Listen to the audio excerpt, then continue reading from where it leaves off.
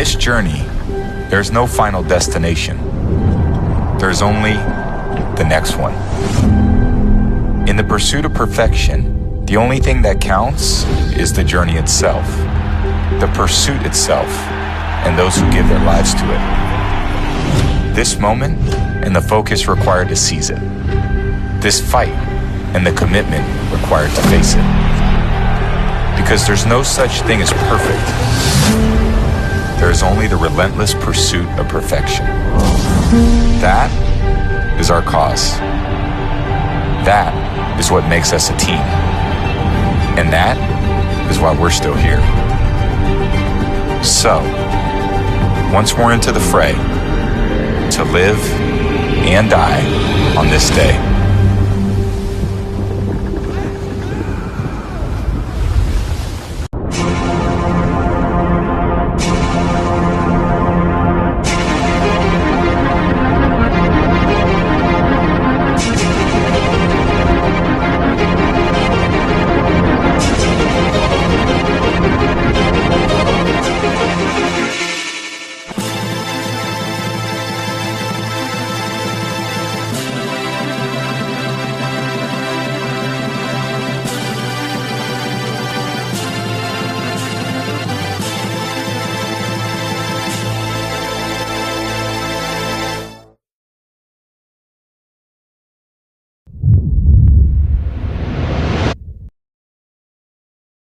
The more things change, the more they stay the same. Another postseason has flown by and the Super Bowl is beginning to come into view.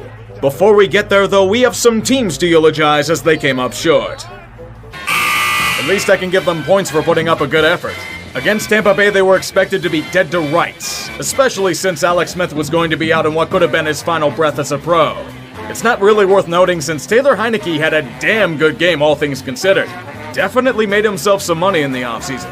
Too bad they couldn't get it done, but the Bucs remained one step ahead throughout. They were just better, and it showed in the final result. Throughout the football land, Giants fans are salty as it could have been them getting their asses kicked at home.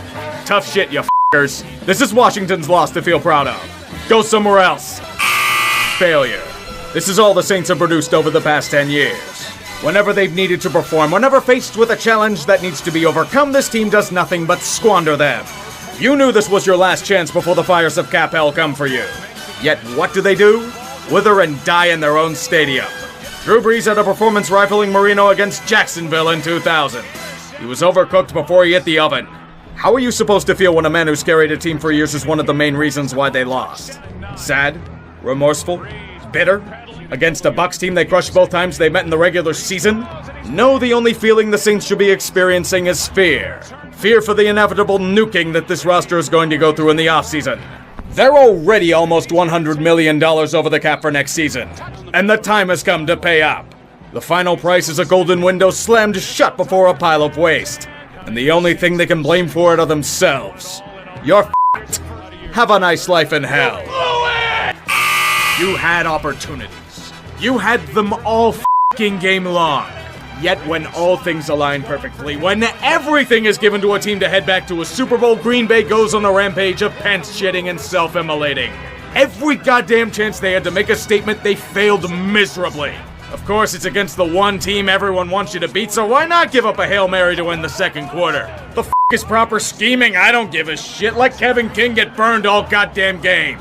God damn it, Green Bay. Tampa Bay is giving you every single shot to win in the second half. 3 straight picks for Brady. What does the offense do in return? F***ing nothing. 6 points off of 3 turnovers. Pathetic. The only thing worse is them trying to score in the red zone. Really, LaFleur? You're gonna kick a field goal in the fourth quarter down by 8? Kindly f*** off. Yes, they did get f***ed by a questionable call in the end, but you know what would have helped? Not pissing away the other chances you had to win. F*** you, Packers. The NFC North will take your excess salt to clear the roads. You had an opportunity, and you blew it.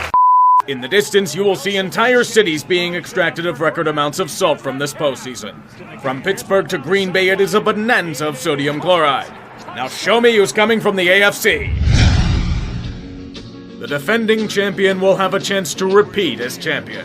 There was a part of me that didn't think they'd make it here. It wasn't due to doubting their talent, but they were lacking consistency throughout the season. There were far too many times where they would stall out. The Chiefs would tease with their incredible game-breaking abilities on occasion, but it wasn't often. However, it was more than enough to win the games they needed to win. Perhaps this game against Buffalo proved that they have the mettle to play a full 60-minute matchup. Their ability to score almost at will is something rivaling the greatest show on turf. Patrick Mahomes still as reality-defying as ever, leading the way. The only difference this time is that the Patrick price was steep. It's an insane deal, but let's just say it's deserved. The way he's transformed this offense with his feet in the deep ball, like it or not, it's the future of the NFL. Mahomes is going to be here for a while, and perhaps with time the Chiefs will become as hated as a certain team from New England. Kansas City, you're in good hands. His chorus is relatively similar to last season, barring a few upgrades at running back. His new toys to work with include Clyde Edwards-Helaire, their first-round pick this season, adding a new dynamic to a team with his rushing prowess. Behind him, nothing crazy, just Le'Veon Bell. He's not what he was a few years ago, but he's still a good safety valve for the passing game. Plus, he's free from the Jets. That's always good. His receiving core roughly the same as last year. This is a good thing for them. Tyreek Hill with game-breaking elusiveness, McCole Hardman and his blazing speed. Travis Kelce boasting his strong pass-catching abilities down the middle of the field. They can stretch and scheme in any way they can.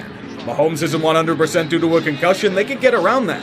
They can play aggressively, they can be methodical and conservative, they're fluid and adaptable to situations. And that is what makes them deadly. Losing Eric Fisher to injury will be tough, but if there's any team that can overcome this, it's the Chiefs. Team defense is relatively the same as last year, despite losing a few players to free agency. The front four still boasts Chris Jones and Frank Clark, terrorizing opposing tackles with speed and power.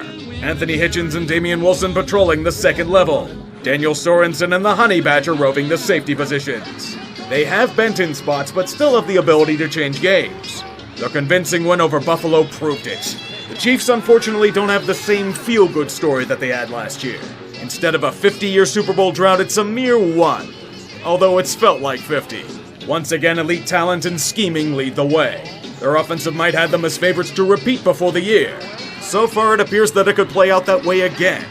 Although an old friend of theirs from years past will have something to say about that. I did say at the beginning of the postseason that this team would be boom or bust. Guess which path they decided to choose.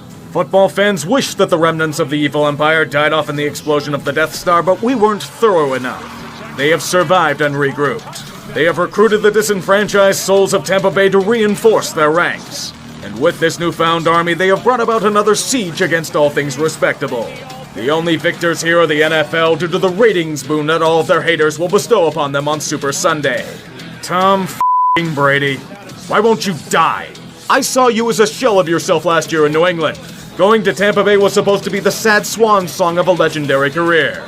Alas, this year has merely added more to his legend. In fact, it shed more than a few myths about him being a system QB. It took a bit, but he settled into the high-flying Arians offense, despite taking more pressure than he's accustomed to. In his quest, he's conquered the dream matchups of years past. He defeated Breeze. He defeated Rodgers. He defeated something resembling a team. He defeated narratives. With this Super Bowl, he's not fighting for football immortality, but something more. To be put in the same echelon as the likes of Jordan, Gretzky, and Ruth, the greatest sports players of all time. All I can do is be bitter at this 43-year-old and his black magic bringing him back to his pride. I despise it, yet I respect it at the same time. It's complicated with him. He is complemented by a chorus of the elite and those seeking redemption. Ronald Jones no longer in the doghouse by his side. Leonard Fournette freed from Jacksonville in reserve. There's also a Shady McCoy in there lounging in a press box, but he'd probably rather be on the field. At wide receiver, weapons galore. Mike Evans, the main star of the show, once again proving that he should be in the running for best receiver in the game. Chris Godwin, emerging as a legitimate number 2 beside him. The diminutive white wide receiver role is filled nicely by Scotty Miller. And an old friend has also returned to the game, Rob Gronkowski. He's not the same as he was, but he's still a viable pass-catching option for an offense that needed more spark. There's also another wideout they signed during the year as well. We don't talk about him. The scars are still too fresh. What isn't, though, is the team defense. Under Todd Bowles, they've become a feisty, well-rounded unit. Their pass rushers are some of the best in the game. Shaq Barrett has become a game-changer for them on this front. And with Jason Pierre-Paul still performing on the other side, it's hell for offensive lines. This also doesn't mention that they have Ndamukong Suh eating up space in the middle. The second level doesn't get easier. Longtime Buccaneer Levante David and newfound sensation Devin White control this zone with tenacity. In the secondary, the group is very young but emerging by the day. Carlton Davis ignoring this performance against Tyreek Hill has been strong. Sean Murphy bunting at his coming out party against Green Bay. Antoine Winfield Jr. and Jordan Whitehead in the safety positions. It's a team that needed a legitimate quarterback to go the extra mile. And so far, they've gotten it. We all thought Tom Brady would be done by now. He unfortunately is not. Tampa Bay is the benefactor of this scenario. They once had the longest playoff drought in the NFC. But now, a chance to win their first Super Bowl in almost 20 years. The rest of the league hates it. What I also hate? The fact that either Le'Veon Bell or Antonio Brown will walk away from this as a champion. The shit they pulled while they were with the Steelers has left me salty as hell. And while at least you can make the argument that Bell just wanted money, AB burned bridges in possibly 3 different cities. I hate everything. Life is pain. While the rest of us fear the second coming of Warriors versus Cavs, who will be lording over all of us this offseason. The normal reaction would be to say that Kansas City's offense is so powerful that the Buccaneers' young secondary cannot overcome it. The same thing occurred in the regular season despite Tampa's efforts late in the game. However, if there's one thing I've learned over the past year, it's to always assume the worst-case scenario, because it will somehow turn out worse than you fear. Therefore, with that logic, Tom Brady will age back 10 years and lead the Bucs to a second ring. He will then Thanos snap half of the NFL into ash, and assume his lordship over the remains. It might as well be so at this point. We're This might be It's hard to argue this is not the greatest Super Bowl matchup.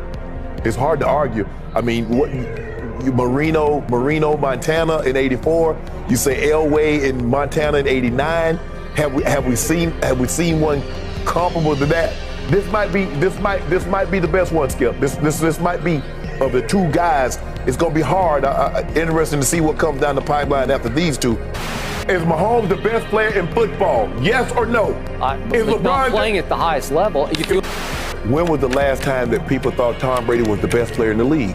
Because Jordan, last 3 years in Chicago, people thought he was the best player in the league.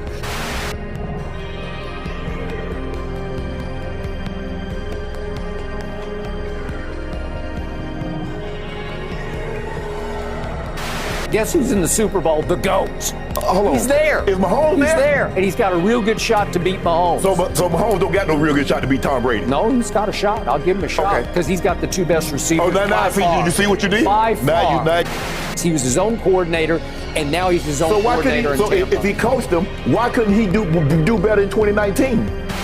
They don't have anybody that can say, okay, son, just go get open. They don't have anybody like that. They haven't had someone like that in a very long time. Tom Brady is bigger than Mount Everest. Because they say, hold on, Tom, you was going to Super Bowl with that? You won 12 games with that? Man, they look bad. They look really, really, really bad. And Tom, I don't know why you was kicking and screaming. I don't even know why you had a conversation with Mr. Kraft. You knew what was in that locker room. And the fact that you still wanted to go back shows just how loyal you were to Mr. Kraft. But you made absolutely the right decision, because this team is bad. I'm watching MacGyver. A lot of people don't remember MacGyver, but you do, Skip. You like, oh, they got him this time, and the next thing you know, he done turned a bathtub into a motorboat. He getting on the water, and he done made something spectacular. Brady. That was Brady. Thank you. I agree. How he took now, Skip, his greatest achievement is not the Super Bowls. How he got that offense to win 12 games last year. That might be his greatest achievement. You have finally seen the light. I told you that last year, and you said, "Oh, stop it." Skip, I'm looking at it. I watched him the other day. I'm like, this dude terrible. They ain't got a whole lot of guys that can go someplace else and play. I gotta reevaluate some of the things that I said about Tom last year after watching that team play. America, you heard it here first. Yeah, I gotta reevaluate some of the things that I said. Oh my goodness. Can this man ever be rivaled? Or is he just too good for everybody else? One day, maybe, there'll be a guy even better than Mahomes. I haven't seen him. He has all the things Aaron Rodgers has, plus that drawing up plays in the dirt thing that Brett Favre had, and even Brett Favre said it on this show. He has that gunslinger thing where he's just having fun out there and all those things they say about Favre, and he's electric like that, and his team obviously loves him and follows him like that. But how are you like that without any of the bad decisions? What I just said earlier was, when it comes down to it, not only is Tom Brady the greatest, but he's the best because, as it turns out, if you have the requisite arm strength, decision-making is the most important thing. Mahomes has that level of decision-making, plus he's just having fun out there, right? I don't see his equal in the NFL, and to be honest, I never have. I do. Give me Tyreek Hill and Travis Kelce. I tell you that Deshaun Watson could be his equal. I tell you that Aaron Rodgers could be his equal. Hell, in 2 weeks from now, I might tell you Tom Brady could be his equal. If you're talking to me about those weapons, I am sick and tired of people ignoring the weapons. Did you see Tyreek Hill last night? Did y'all see this, brother? I'm talking about after the catch. After the catch. I mean, did you see it? Yeah. I know what I saw. Look at this brother Almost right here. took it to the house. Look at him. Look at him. I mean, just keep showing the plays right. Damn. This brother is spectacular. I would remind y'all, when we think about the Kansas City Chiefs being favorites right now, they're opening up as favorites. Obviously, Tampa Bay is opening up as underdogs for Super Bowl 55. Do you know what I can make an argument of? Patrick Mahomes ain't the biggest reason why. Tyreek Hill's the biggest reason why. I raise up, I get in a tizzy when everyone acts like he's the only one that can do what he does with those weapons. He's the only one with those weapons. He's the only one with those weapons. Yep. I mean, I'll point out, though, Peyton Manning had Marvin Harrison and Edgerrin James. He didn't go to the Super Bowl every year. And Peyton Manning, during the regular season... Because he was going against Belichick and Brady and a better team. Well, I mean, no, that's not the only reason. He wasn't stopped by New England. I didn't say it's the only reason. That's the big reason. He wasn't stopped by New England every year. Most of the time. All year long, I tried to tell y'all. Let me take you guys on a delightful journey over the last 4 months. Oh, good. And you're not going to like this, man, but the Chiefs' transformation into the Patriots is now complete. When Le'Veon Bell got released, I was like, oh, we know how this is going to end. He's going to sign with the Patriots for nothing. The rich get richer. And then I was like, hold on a second. That's the Chiefs now. They're going to get the great player who has to prove himself because he wants to win a ring. The last step of the transformation is for the fans and media that support the Chiefs to become outwardly obnoxious, and I'm doing my best to get that ball rolling as well. So I like the Chiefs' transformation from the previous dynasty to the new dynasty Wilds. I think this Le'Veon Bell addition might be the final piece of it. I've been being humble about the Chiefs, okay? In order to add some suspense and add some intrigue to this NFL season, I have soft-pedaled what is now obviously true. This is one of the greatest teams in the history of the NFL. They just completed the greatest road season in the history of the NFL. Look it up. I challenge you to find a better one. It's not just because they were 8-0 on the road, but it's that they beat Super Bowl contender New Orleans, alleged Super Bowl contender Tampa, Super Bowl favorite going into the year Baltimore, newfangled Super Bowl contender Buffalo, all in their buildings. And, you know, this time of year, you're trying to avoid the unlucky injury. The Chiefs might have suffered that yesterday with Clyde Edwards-Helaire. Luckily, one of the greatest teams in the history of the league has what is one of the greatest GMs currently in the league, and backing up Clyde Edwards-Helaire is multiple-time All-Pro Le'Veon Bell.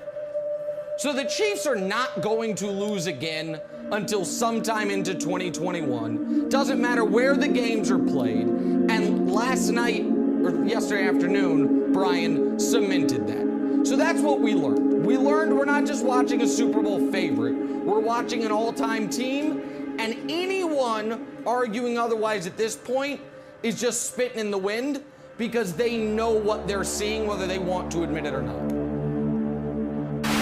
there's going to be, a generation of children growing up that know nothing about the Patriots dynasty because it's going to pale in such comparison to what the Chiefs are building. And so I hope that you and your lineage can continue to, push it along and tell that story so it is not totally forgotten. But Brian, the other thing that happened yesterday, because I get it, I understand what folks are yelling at their screen. Nick, Breeze had cracked ribs. They didn't have Michael Thomas. He's still allowed Half the 29. team was That's hurt. great. Oh, yeah, of course. Listen, there are 22 victories in the last 23 games and the Super Bowl. They're mostly flukes, I'm sure. It's just good fortune the Chiefs are coming across. But here's the other thing that happened yesterday, Brian. You see this? That's Aaron Rodgers waving goodbye to the MVP race. Because that's over too now. See you later. You know when it ended? When Patrick Mahomes made the single best pass of the NFL season.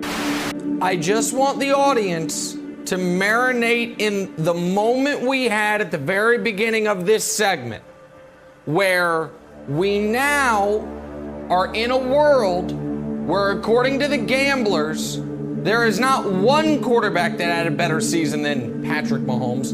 There's two, and one of them is Josh Allen.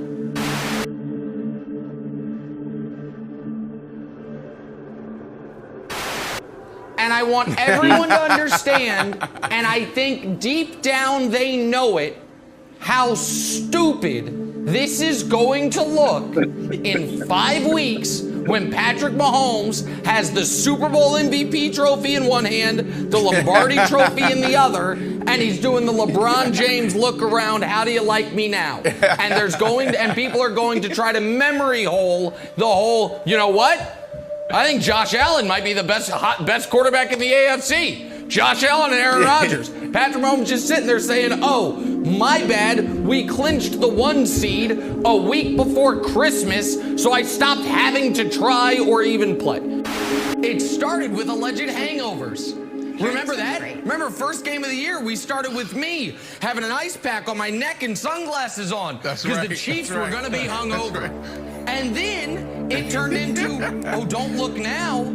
Those scary Steelers are undefeated. What are you going to do? They're 8-0, 9-0, 10-0, 11-0. You're going to have to go to Heinz Field. And then once that team was dispatched of, we started creating things that have never existed in nature before. Things like dropped interceptions and wins that were too close to actually count because we needed to find a way to add some doubt to the season. And then the ultimate disrespect. And I warned you, America, don't do this. The ultimate disrespect. It was one thing when Patrick Mahomes was told Aaron Rodgers is better than him. It was something entirely different when old roller coaster Josh Allen, he's the MVP. He's the all-pro quarterback. He's the best young quarterback in the AFC. And so, it all came to a head. Yeah, I've been waiting for it, Brandon. You know who else was waiting for it? She asked you about last night's game, and you went to the last 20-something weeks. Exactly right, Brandon. Because it all, you know what it culminated in? 38-6. That's the run the Chiefs went on. Like a great AAU basketball team. Got out a little sleepy. Oh, wait, we're down 9-0. Boom, game over. So, no, I wasn't surprised. It's what I expected to have happen. And by the way, Brandon, not to get ahead of ourselves, it's what very well may happen in a couple weeks in the Super Bowl. But about last night, no, not surprised in the least. Folks, here's the situation we have. We've got a guy in Travis Kelce who I believe, Brandon, when it's all said and done, is going to have every tight end record.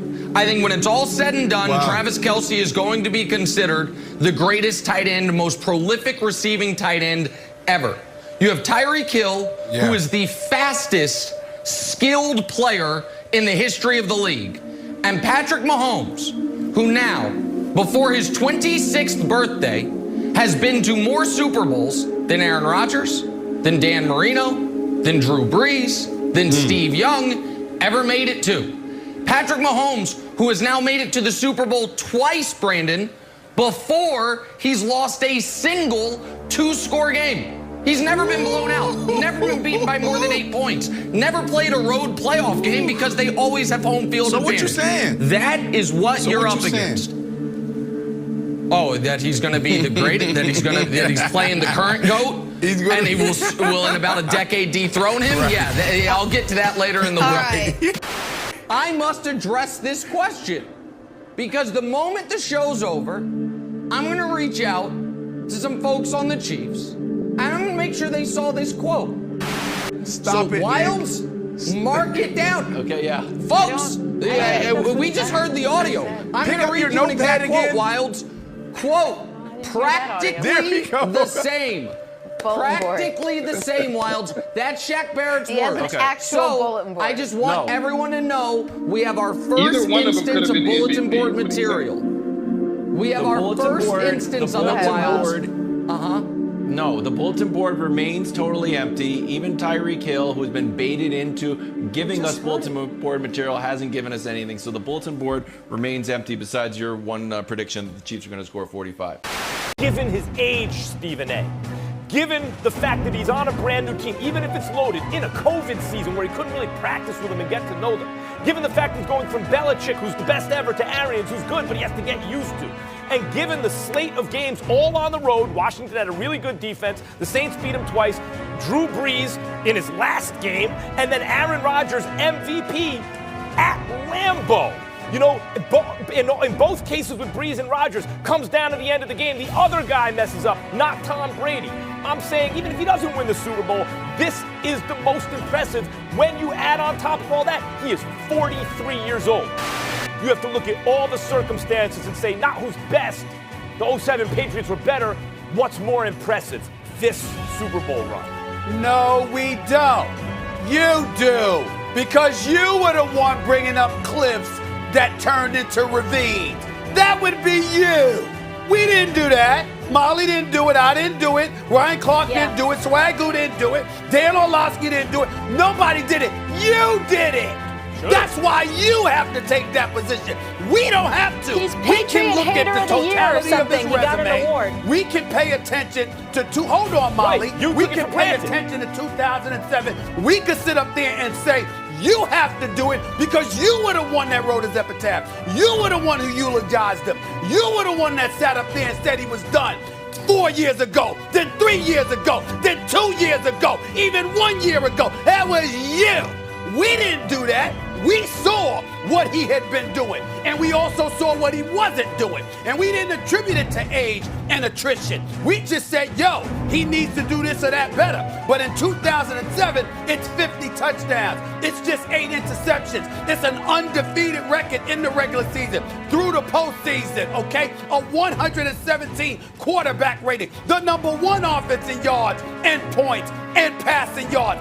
This brother was doing it. And the word impressive comes from the standpoint that we looked at the New England Patriots and we assumed they were absolutely untouchable. If this was 2 weeks from now and the Tampa Bay Buccaneers were the Super Bowl champions, you would have a point.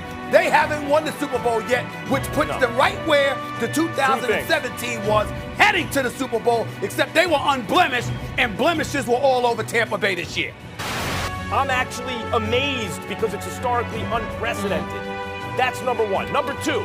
So we need to listen to you because you've been wrong for 4 years. We need to listen to you because you've been wrong for 4 years. Is cut.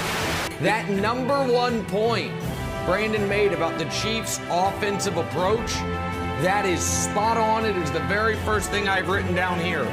Don't do what you do. Do it more often. Do it faster. Second bullet point. Abandon the run entirely. Every run play is a gift to Tampa Bay. Tampa Bay is the personnel to stop the Chiefs' running game, and the Chiefs, what has made them special the last 3 years is not their run game. So pass on first down, pass on second down, pass on third down. If occasionally you want to mix in a draw play to try to slow down the pass rush, fine. But you need to be throwing the football. And Wilds, you need to get the ball out quick. The only way, excuse me, I was choked up, so proud of Brandon. The only way the Chiefs lose this game is strip sacks. Mahomes is not going to throw picks. Mahomes is not going to turn the ball over that way, and the Chiefs aren't a high fumble team. But a JPP or Shaq Barrett strip sack on a slow developing play down the field, that can flip the game. So throw the ball a ton, but get the ball out fast. If you do that, you will win. The Bucs can't stop the Chiefs' offense play for play, assuming they're throwing the football down the field. So that's what I expect. That would be my game plan. I think it is Tom Brady. You know what? I know it is Tom Brady. Marcellus, who's under more pressure. And it's because of this. Think about how many people in the Bucs organization are looking at Tom Brady like, please, we need you to do this. Okay. Like, think about that, big dog. You know that within the Chiefs organization, you have 31 people that have won a Super Bowl. Within the Bucs organization, you have 4 people that have won a Super Bowl. You are the GOAT facing someone who wants to be the GOAT. You on top. The only way you can relinquish that power that you have, the only way you can relinquish that name that you have is if somebody comes and takes it from you. Okay. Which is Patrick Mahomes. Oh. So Tom Brady is currently fighting from victory. Patrick Mahomes is fighting for victory. The person fighting from victory got a little bit more pressure because it's like, I have something to lose. That's my GOAT status and my GOAT name. You know the answer to this is Patrick Mahomes. I'm going to keep it simple. Young man in his prime. I'm talking about a young man who was 25 years young with a better team, with a better coach, with a better organization. Better. He better not only play better, but he better win this game, or else everyone's going to look at him as like, ooh, empty calories. Did you lose to the old man? You couldn't knock the old man out of his rocking chair. You couldn't knock the old man off the porch. Get off the lawn. He should get slapped right now by Patrick Mahomes and his greatness if he's better. That's why there's more pressure on Patrick Mahomes. Tom Brady's not even where Patrick Mahomes will be if he wins this game. Imagine Patrick Mahomes, let's go a week from now, we're on this show Monday. Oh my God, Kansas City Chiefs, they won that game. That's 2. Brady like, I'm 6, 3X that, homeboy. Still not even close to me. Tom Brady isn't just playing for one. He's not just playing for one. If he was playing against Aaron Rodgers, if he was playing against Ben Roethlisberger, that's different. But he's not only playing for his, he's also playing to keep what will be his nemesis when it comes down to the greatest of all time from getting one as well. That's an added level of pressure right there. Yeah, we have to do it. If Patrick Mahomes is getting inflated, and it may be a decade worth, 2 more decades in 20 years, Acho and I doing this show, gray-haired and all, I'm still wearing the pastor suits. You look at the mess. You need to shape up. We still up in here 20 years later. I don't want to hear about Patrick Mahomes, dog, because he would have been handled in person by Tom Brady on the field, not once, twice, and maybe even counting. You got to get over that hump, just so we cannot be in that conversation 20 years from now saying, oh, well, but. And it's a huge but statement if Tom Brady has his way once again for Patrick Mahomes. Patrick Mahomes, I love that he's coming to the table with all these youthful accolades. Okay.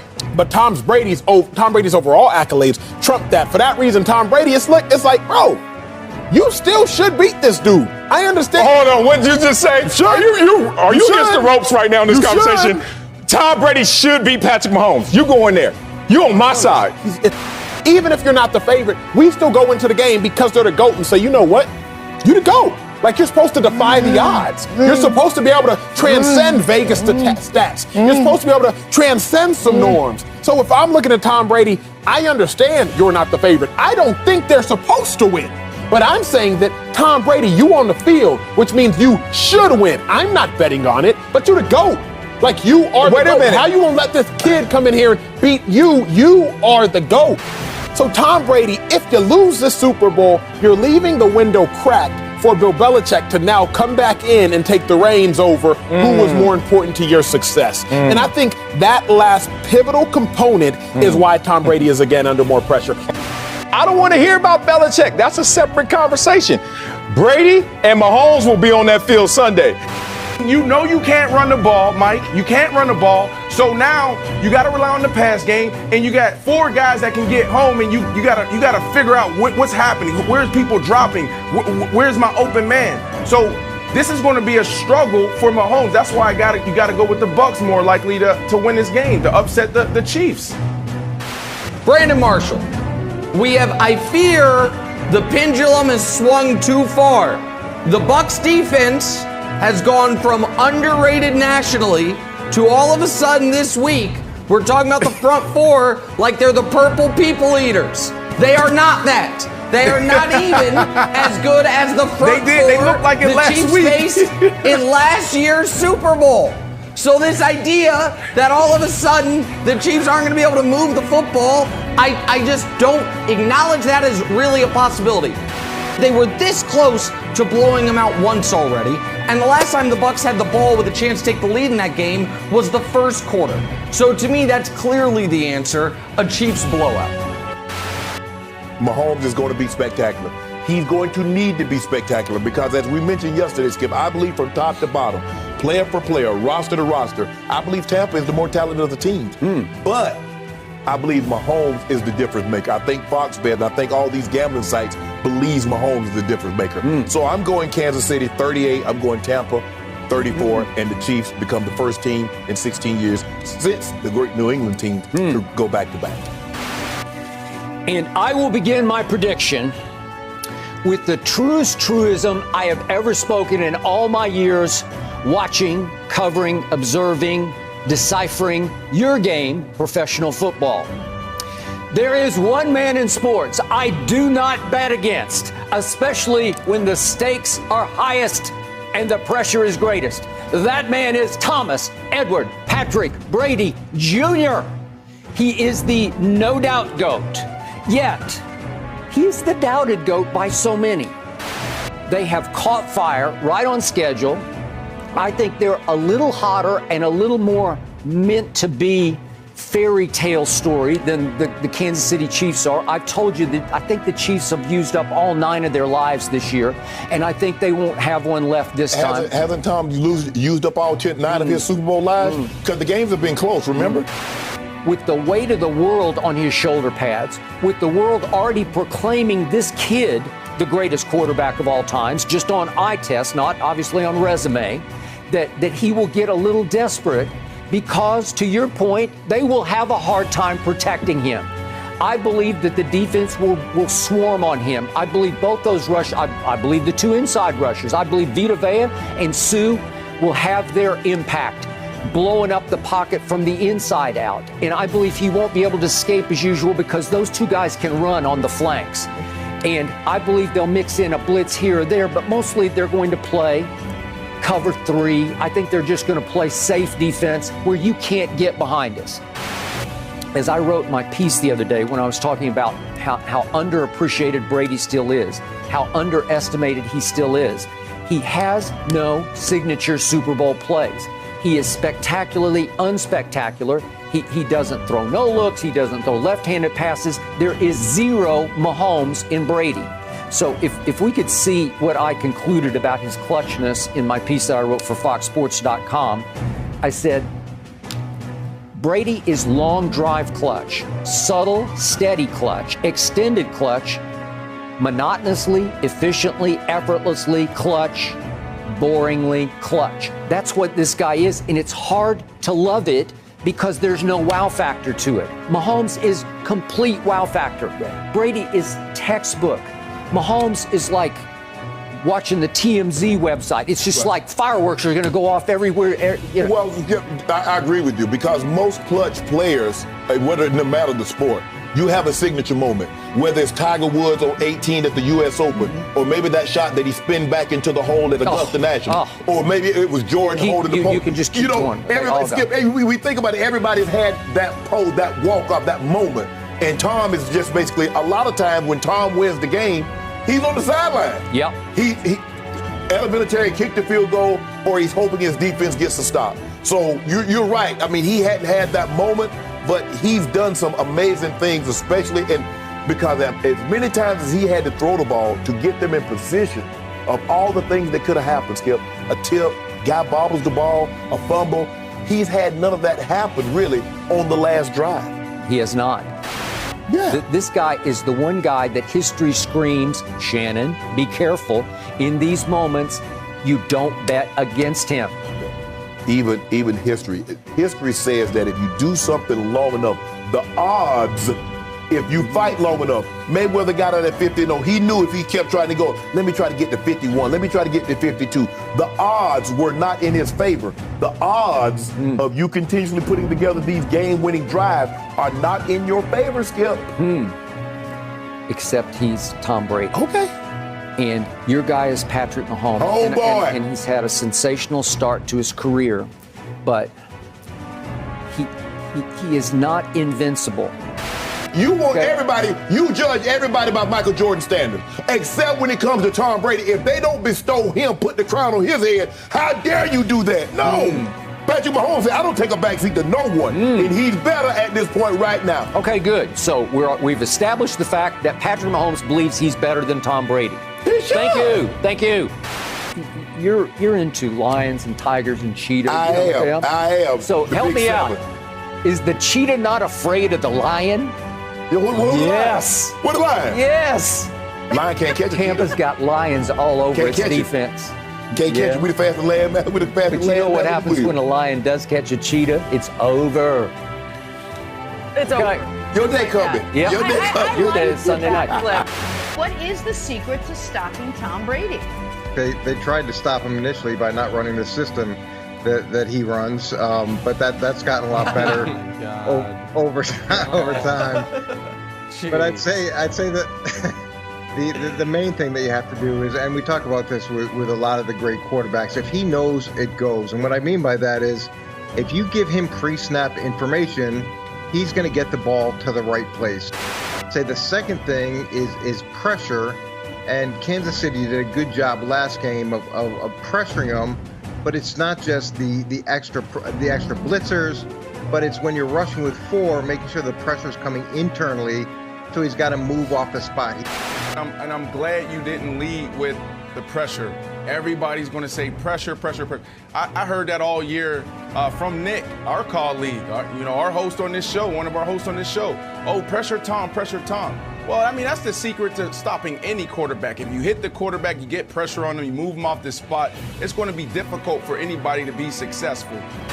Coach Mangini once upon a time called Jimmy G a make it happen quarterback. Said he's going to make it happen for you or for the other team. Tom Brady this postseason been a make it happen quarterback. Almost threw a pick against Washington, should have thrown multiple picks against New Orleans, and the luck ran out when he threw 3 picks against Green Bay. So the first one is catch the ball, like Brandon said. The last clean Super Bowl Brady played in was the first Super Bowl he played in. So that's first point. Second point is this. Make him drive the length of the field. The Tampa Bay Buccaneers, this is a fun stat, have scored 10 offensive touchdowns this postseason. 0 of them have come on drives of 75 yards or more. For some context, the Chiefs have scored 7 touchdowns this postseason. 6 of them have come on drives of 75 yards or more. They're not driving the length of the field. They are taking advantage of short fields. So make him drive the length of the field.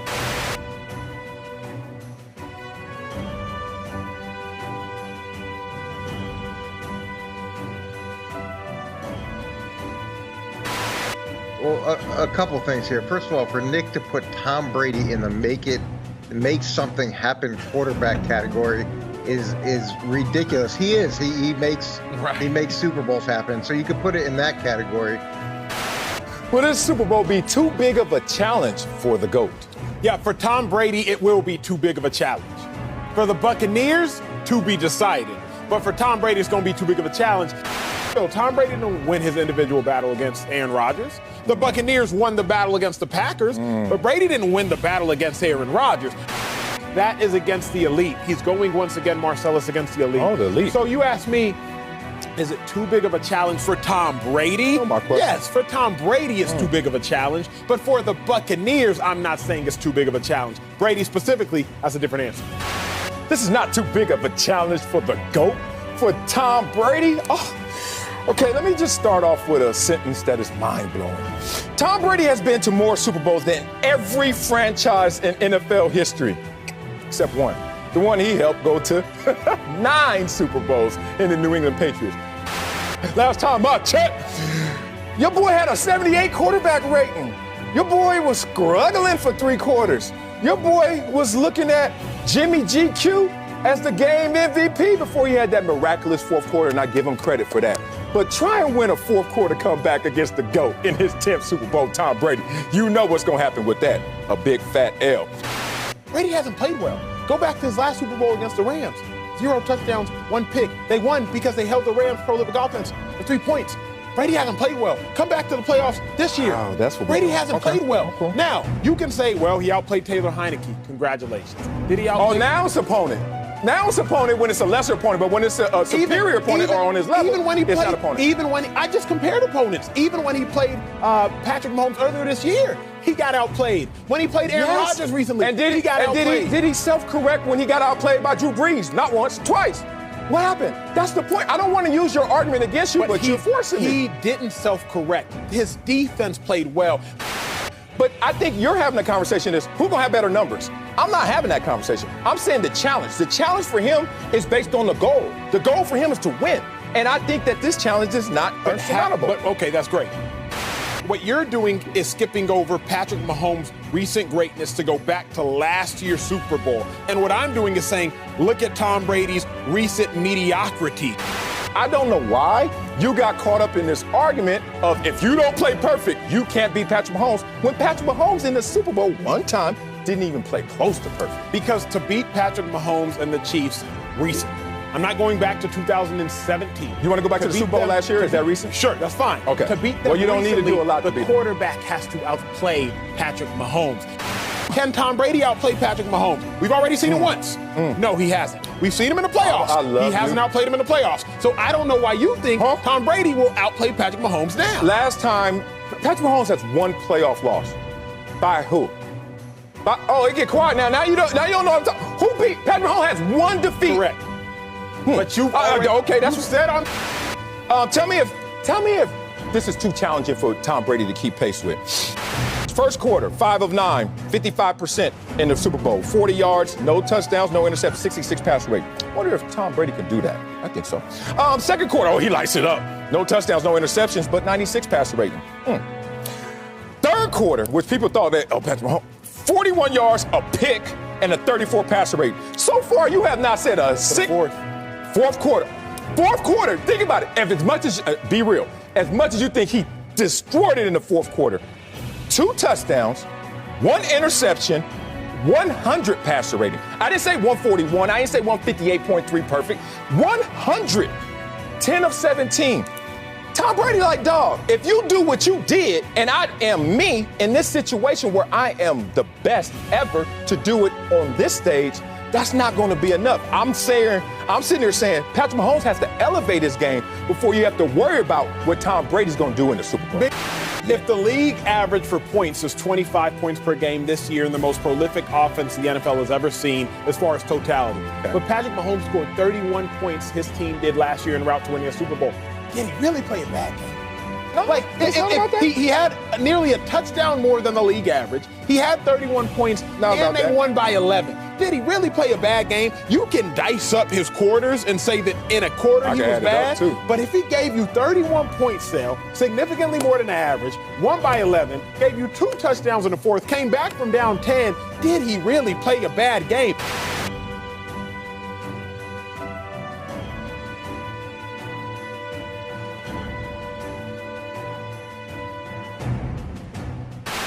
We'll see how it plays out, but a challenge to Brady? Look at his resume, bro. Nothing's that challenging. Patrick Mahomes is going to do exactly what Dan said he has to do. He's going to be Superman in a game where they should not be favored. They should be the underdog. Patrick Mahomes will defy logic and have the game of his life, and the Chiefs will win narrowly, probably in a comeback. I think their defense is way better than people have given it credit for.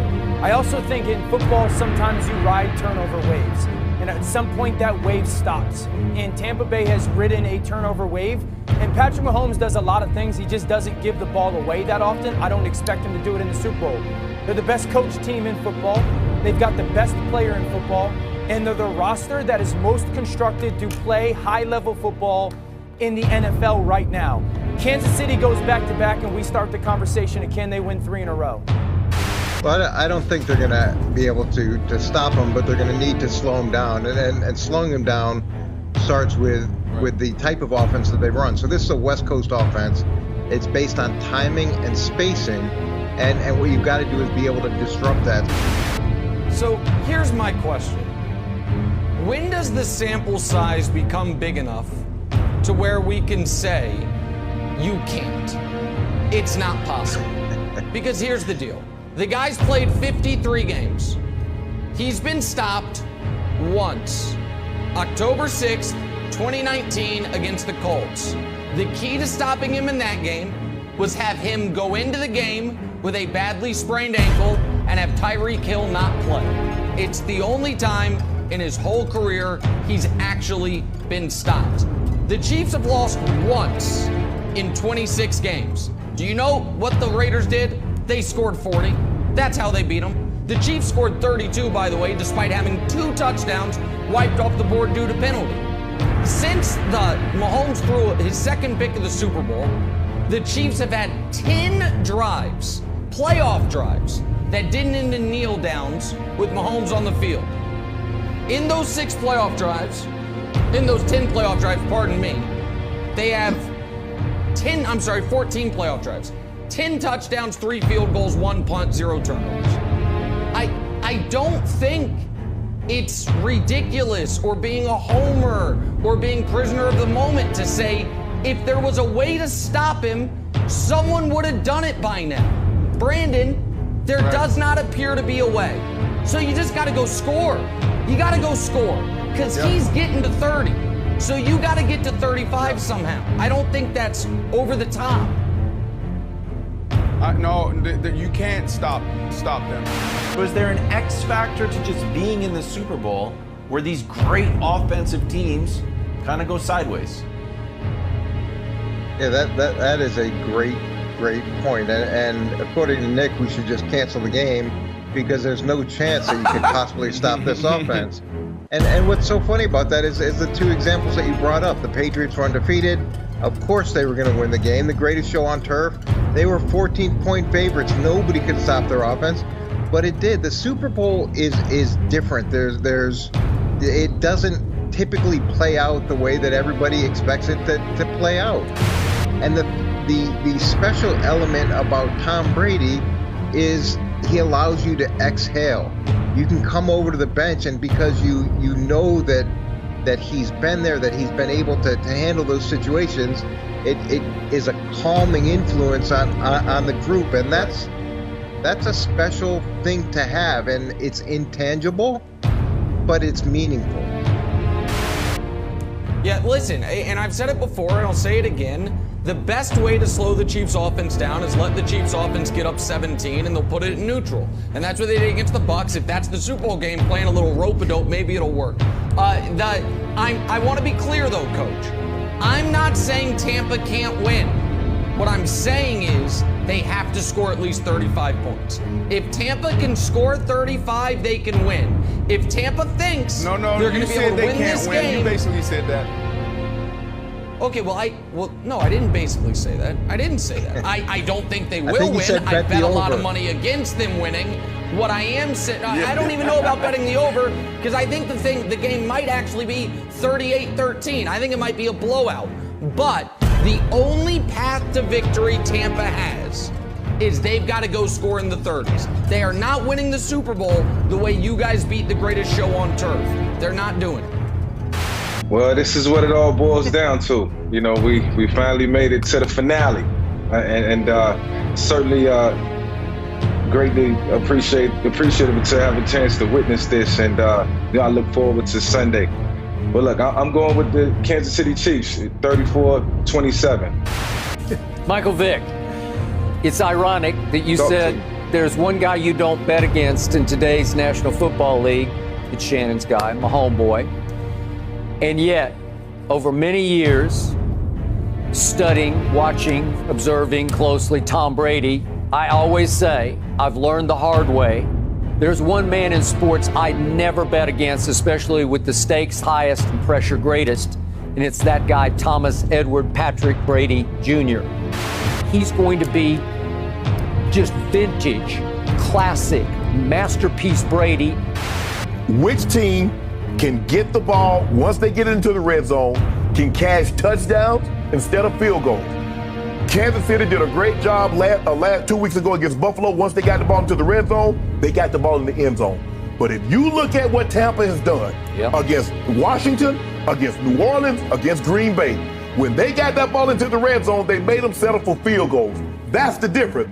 If Aaron Rodgers cashes one of those, Skip, we might be having a different story. Agreed. So the question is, when either team gets into the red zone, who's going to bolt their back the stiffest and says, okay, you either get 3 or you get nothing, but you're not getting the ball in the end zone.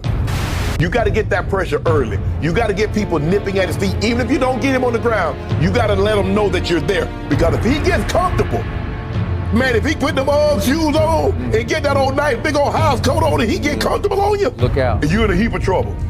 The only reason the Chiefs are favored, really, when you analyze it, replace Mahomes with any other quarterback, I don't believe they're favored. I think that people don't even realize how good they think Mahomes is. That's the reason the Chiefs are favored. I also like them to win, but I consider that an upset. When I analyze the game, if I took Mahomes out and just put another great quarterback in, I wouldn't be taking the Chiefs. Yeah, but to me, just my personal thing is that makes no sense, because if Mahomes is everything that you say he is, unless they're planning on kidnapping him or he's getting injured prior to the game or something, he's going to be there. And because he's going to be there, you combine that with the level of greatness you've religiously talked about him being in possession of, then I'm sorry, that puts the Tampa Bay Buccaneers at a decided disadvantage. Then when you take into account the fact that the Tampa Bay Buccaneers, they've got a top 8 defense. They are number 1 against the run. And who are they going against? A team that could give a damn about running the football because they want to pass all day, okay? And oh, by the way, the Tampa Bay Buccaneers ranked 21st against the pass. And their worst performance against the pass was against the very team that they're about to go in the Super Bowl against. Those weapons give them about a 30% chance of winning this game. But that's about all, because I think that Kansas City is such a juggernaut offensively that whatever it is, and I'm also remembering Tom Brady threw three interceptions in the second half against Green Bay. You can't make any mistakes against Kansas City. Can't do it. You do that, you're going to pay a very, very, very heavy price. And by the way, Max, I don't think the first game was as close as the score indicated. I think Mahomes is going to perform yet another miracle. He's a miracle man. He's going to perform a miracle and beat them by the skin of their teeth. And I don't think it's going to require a miracle. The Bucs, by the way, Tom Brady, all the Super Bowls are close. He doesn't blow anybody out, and he doesn't get blown out. They always seem to come down to the wire. What about the Bucs offense? The Bucs have an elite offense. Tom Brady in a big game, as we know, is deadly. And look around. Evans, Godwin, AB, Scotty Miller. Gronk is there. Like, they have multiple tight ends with an offensive line that's playing elite.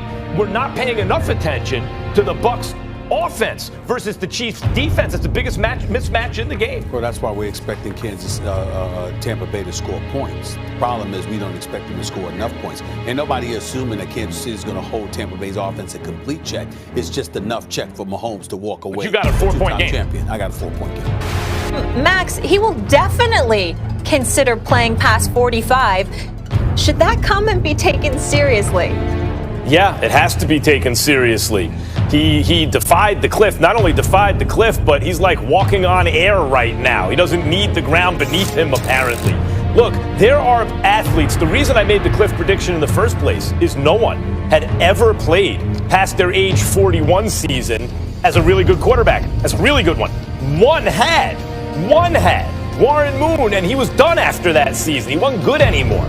So, like Testaverde threw a few passes at the age of 43 and a couple others. Doug Flutie, but they weren't really starting quarterbacks anymore, let alone great ones.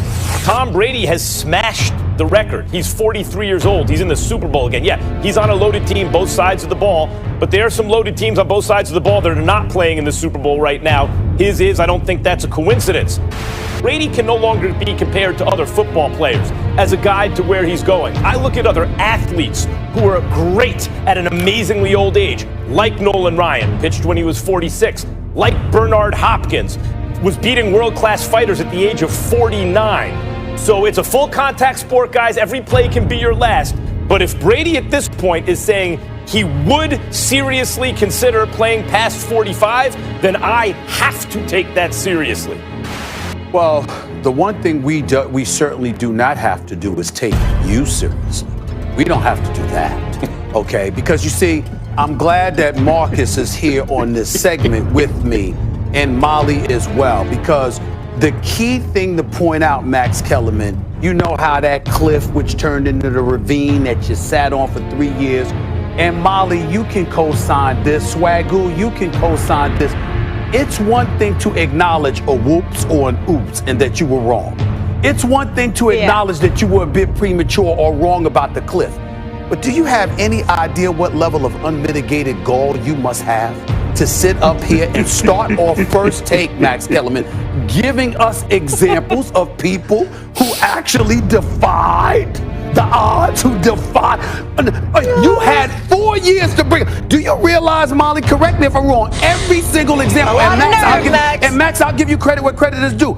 Every single example you brought up is a damn good one. They're good ones. I'm just trying to figure out how the hell you ignored them for 4 years. That's where I'm blown away. They weren't football players. Yeah, hold on, Max. It's a rhetorical question. I'm not asking you to speak. A simple nod of affirmation will do. What amazes me, Max Kellerman, is I'm blown away how you spent 4 years knowing those examples. It's not like those examples just happened. Every example you used was decades old. You had all of this information. Not only would you not admit it, you wouldn't even take the moment to acknowledge those very examples you've just educated America about. You educated America with those. I don't see my name anywhere in the question. I find that just amazing. The answer to the question is I'm not taking Tom Brady seriously, but I just had to get that out because since I've had to sit across from you for 4 years dealing with this, I'll be damned if I'm going to rush getting to the answer without making that point, Max. I'm going to make that point. I had to deal with you for 4 years. Him being the stationary target, he was only sacked 21 times this year. But people recognizing the fact that he's not the same.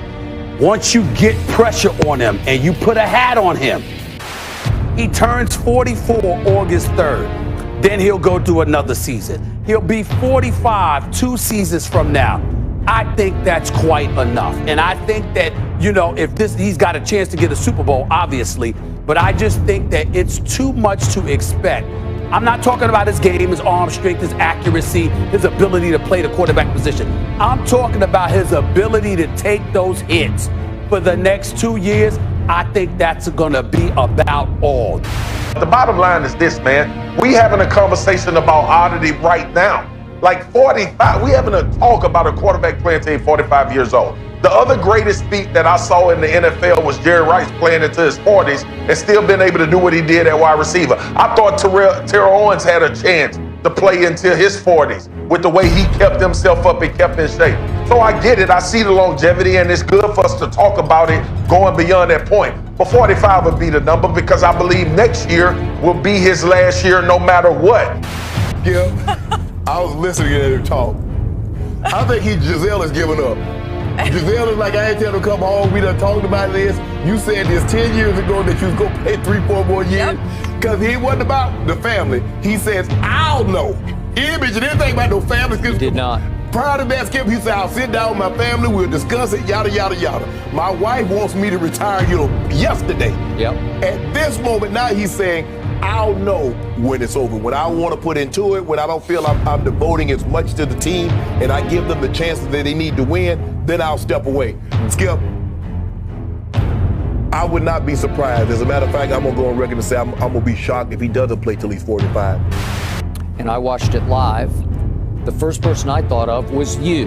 And I laughed, and then I couldn't stop laughing because this man is going to torment you for years to come. At least 2 more. And I'm going to knock on wood because it does depend. He's the first to say it's a very physical game, and you never know. Yeah. I don't know. Maybe the Super Bowl. I'm knocking on wood. You don't know when that hit will come, or when he'll just say, enough of this. Yeah. I wouldn't bet against him. This is the only thing that I'm not going to bet against him because he says I want to play the 45, and now he says I might play beyond. But Skip, that's 2 years away. I mean, he's unbelievable. It's unbelievable. So I'd have bet a lot of money I'd have bet a lot of money he wouldn't be playing. Hell, forget 45. Hell, I would have bet money he wouldn't be playing to 43. And I'd have lost everything. Yep. Don't bet against him. I've lost everything. Bet against him. Interesting part of the question is the next GOAT. So I don't think they're rushing. Someone has to hold the crown. Someone has to carry the torch. I don't even think it's a debate. When you look at, the Super Bowl era and his first 53 games, you got to consider that, this is the guy that's going to be the one that dethroned Brady possibly down the road. When you look at his numbers and when you look at how his teammates rave about him, how the defensive coordinators around the league rave about him, how all the talking heads on TV rave about him, he is the guy. Yeah, none of it's hype, it's all real, but also no one is arguing, nobody has argued that if the world stopped today, Patrick Mahomes is the greatest quarterback ever. Now, folks will be able to argue in 4.5 days after the Chiefs win the Super Bowl that unquestionably Patrick Mahomes has had the greatest start to a career in American team sports history after he wins the Super Bowl on Sunday. Now, I said that once before and I left out the word American, and little did I know, we have a lot of viewers in Brazil, and Pele fans got very mad at me, so I did my research. I'm like, okay, Pele probably has it for worldwide. But for American team sports, he would have the greatest start ever. Talking about, could this guy be the greatest in the history of his sport very early, Wilds, is not new. It's just new to football. Before Kareem Abdul-Jabbar changed his name, when he was still Lou Alcindor, in the spring of 1971, after his second year in the league, there were articles written that he's the greatest basketball player of all time. That was after he'd won a league MVP, a finals MVP, and a championship. Michael Jordan, before he played a single NBA game, here is what Bobby Knight said about him, and I quote, "I think he's the best athlete I've ever seen play basketball." He went on to say, quote, "He's the best basketball player I've ever seen," end quote. That was before the Bulls drafted him. So, and by about 1988, the consensus opinion surrounding Jordan was, oh, he's the most talented guy we've ever seen play the sport. He had 0 titles at the time. So it's not new to sports conversation. It's just new to a football conversation. So Wilds, no, I don't think people are rushing.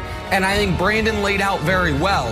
At every single checkpoint, Mahomes has exceeded what the wildest expectations could be. When he wins on Sunday, he'll have his second ring before his 10th loss. He'll have his second ring before his first 2-score loss.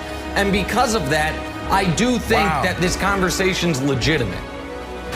So I think what's important for Mahomes is everyone acknowledges, the most ardent Brady fans acknowledge, Mahomes is a better raw athlete than Brady. But the quarterback position is very small part raw athleticism and large part everything else. Leadership, clutch, confidence, a toughness. And where the reason Mahomes can be in this discussion is we've seen him on the sideline, down 24-0 in a playoff game, down 10 points in the fourth quarter of a Super Bowl, calling the play, instilling the confidence. We saw him carted off the field with seemingly a devastating knee injury and come back 3 weeks later. We have seen the things that make Brady the GOAT. Though we're never out of it, my team always believes we can win because of me. We've seen that already with Patrick. And that's why it's not just, well, he's big, he's strong, he's fast. That's a great point. It's not just that. It's also all the things, Jenna. Thank you. All the things that go into being a great quarterback. Right. Do you make your team better? Do you make your organization better? Look at Tom Brady in Tampa. Great point, Nick. Stephen, excuse me, can Mahomes ever be the GOAT? Excuse me, if Brady wins? No, I don't think so. Because Think about what we said about Aaron Rodgers. We looked at him, and I've been on the record saying he's the greatest talent I've ever seen at the quarterback position. Now, Patrick Mahomes comes along, we might be able to say that. Yeah. But in the end, here's what it comes down to. If Tom Brady would have beat Patrick Mahomes, Tom Brady would have 7 Super Bowl rings. I don't think any of us think that somebody else is coming along that's going to capture 7 Super Bowl championships. As great as Tyreek Hill is, I don't think that he'll be that great 6 years from now. As great as Travis Kelce is, I don't think he'll be that great 6 years from now. So when I look at it, I'm saying, excuse me, are you going to get 7 rings? Chances are no. But then it would be on your record that a 43-year-old quarterback is the one who beat you. All right? So I think the combination of those two things would prevent us from looking at Patrick Mahomes and saying he's the GOAT.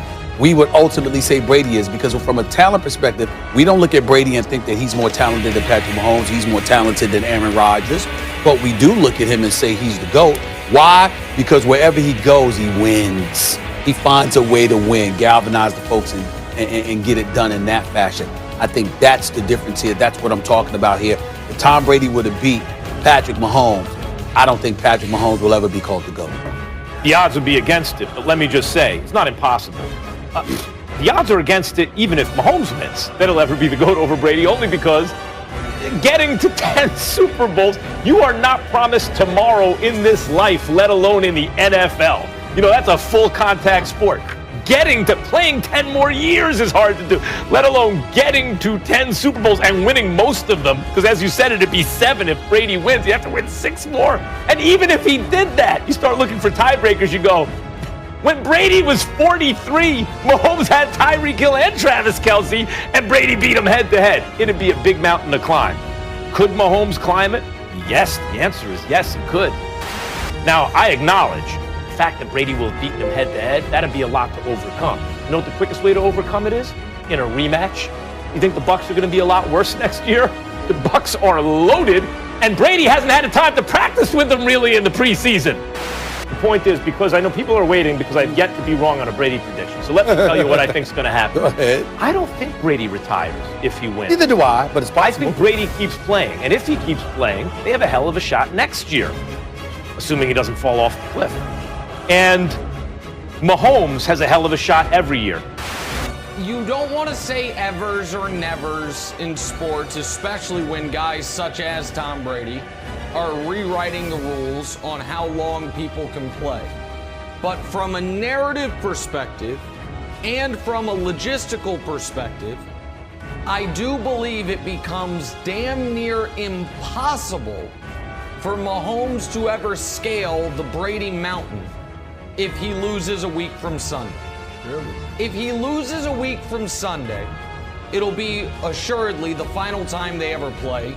They won't play in the regular season again for 4 years, and the only way they could play in the postseason is if these same 2 teams make the Super Bowl. Brady will have won the career series 3-2.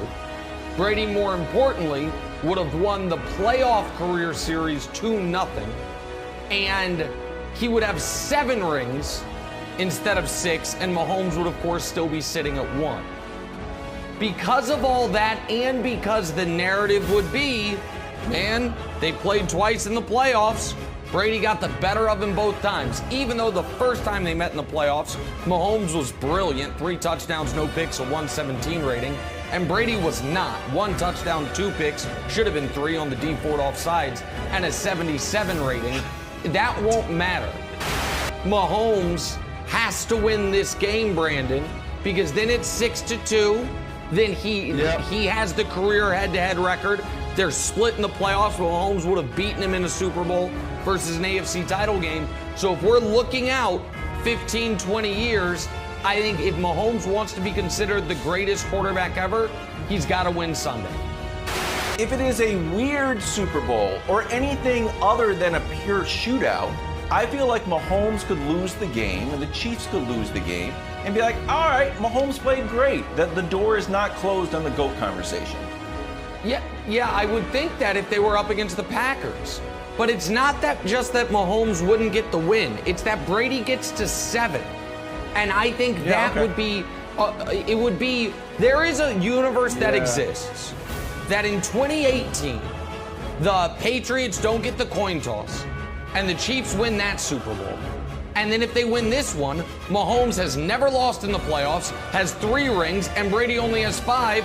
And in that universe, I think you could argue Mahomes is already the greatest quarterback ever. But that's not what happened in 2018. And this year, if it gets to 7-1, it is just such, I think that mountain becomes unscalable. Yeah. But if Mahomes does win it, the GOAT conversation is a 5, 10, 15-year horizon. Here is a 10-day horizon. Patrick Mahomes could be 10 days away from the greatest start to any career for any team sport athlete ever. Wayne Gretzky won 8 straight MVPs, but didn't win a championship for 5 years. Kareem won an MVP and 1 championship, but didn't win another championship for the better part of a decade. Jim Brown won 2 MVPs in his first 2 seasons, but didn't win a championship for 8 years. If Mahomes in his first 4 years in the league is 7-1 in the postseason, has 2 championships, has a league MVP, has 1 or 2 Super Bowl MVPs, it is the greatest start to a career for any team sport athlete ever. He does have that on the line this Sunday, Jimmy.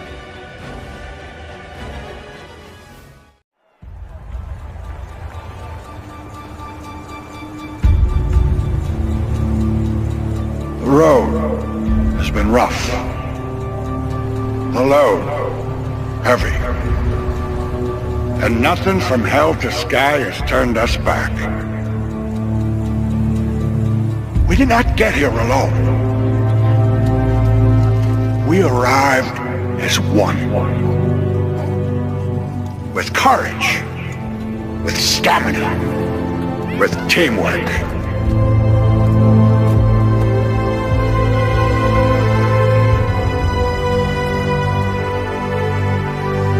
And after all the cheers have died down, and the stadium is empty, after the headlines have been written, the measure of who we are is what we do with what we have.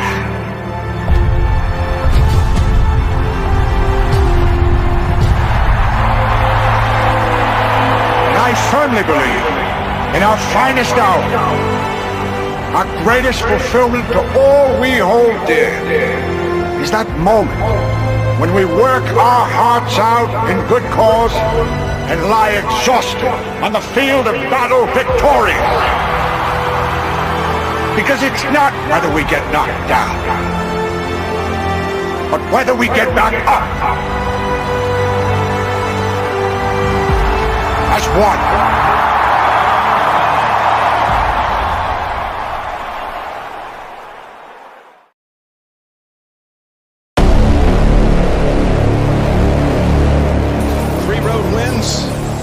Become the first team to ever play in the Super Bowl on their home turf. We were in this very booth 10 weeks ago on Thanksgiving Sunday for this matchup. The Chiefs won by a field goal, dropping Tampa Bay to 7-5 at the time. And as they're walking off the field, you say on the air, I think we're going to be back for the Super Bowl for this matchup. What a call.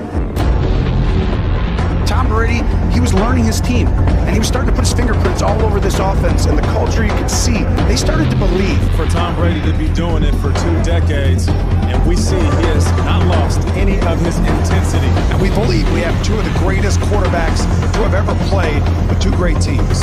It's just one of the greatest moments in sports. You just don't get this very often. LeBron James, Michael Jordan, they're playing for the Super Bowl, generation against generation. Oh, this is huge. Come on, JP! Hey, come on. Hey, yo, bring it in. Hey, this the moment right here. This is the moment we all been waiting for, dog. After so many practices, so many games and months and weeks, it all comes down now to what's going to happen over the next 3.5 hours. The Chiefs win, back-to-back champions, first time in the NFL in 16 years. Well, the last time it was done by the quarterback on the other side. And you just realize how special that is. We talk about dynasties all the time and, you know, teams that are trying to become that. Well, we feel like this Chiefs team has a chance. They've got a lot of pieces together. They've got the great young quarterback that signed for a long time. But hey, Tom Brady stands in the way of that back-to-back championship. Let's go! Well, if you're going to play in a game of this magnitude, you definitely want to play with Tom Brady as your teammate. He's shown it so many times in these big games that, you know, he can get it done regardless of how many points he's down or the circumstances around him. Y'all already know what it is. Y'all know what time it is, Hey, we worked all year for this moment right here. Go out there and enjoy that, man. Go out there and take that, man. Fly around, make plays, do what we do it all season. And we're going to be world champs. Play together, play fast. Let's dominate a football game, man. Playmakers on three. 1, 2, 3.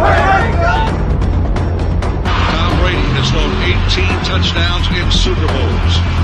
He's playing in his 10th. Good golly. What else can number 12 do? It's hard.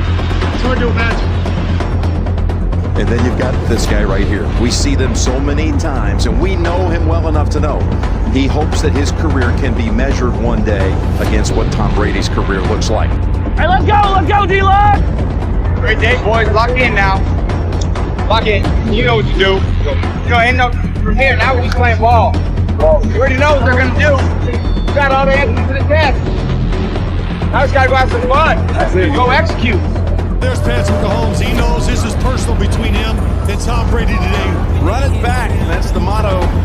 A team that was 7-9 a year ago had only two winning seasons in the past decade. Hopefully they'll be able to show the world tonight what they've built over the course of this unusual season.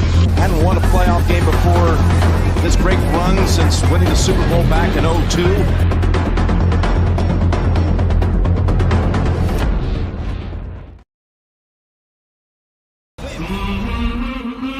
How about those Chiefs? Let's go, baby. History. It really only repeats itself every so often. But for this team,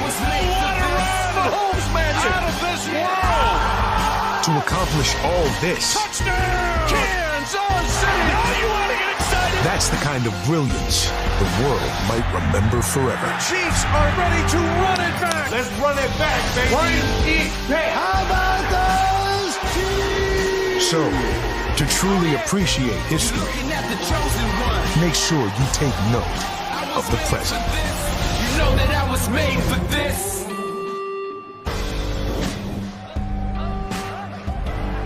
The AFC champions, Kansas City Chiefs.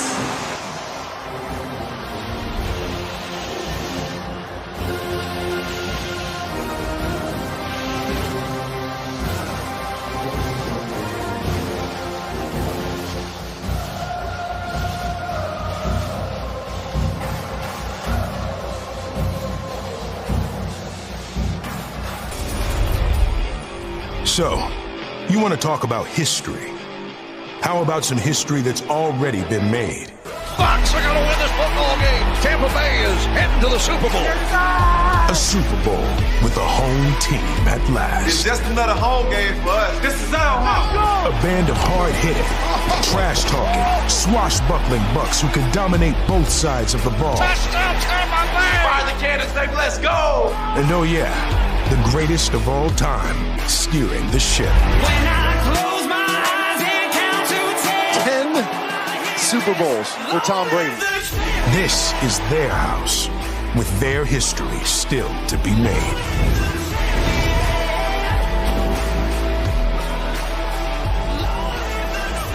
The NFC champions, Tampa Bay Buccaneers.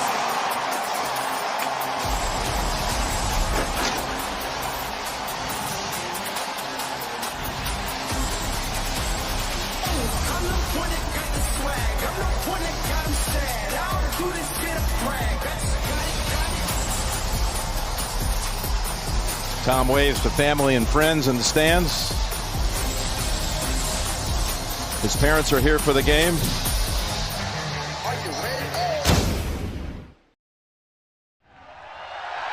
Let's go. Yeah. Hey, we taking it down on champion. Champion on 3, 1, 2, 3. Champion. Let's do what we gotta do. Champions on 3, 1, 2, 3. Champion.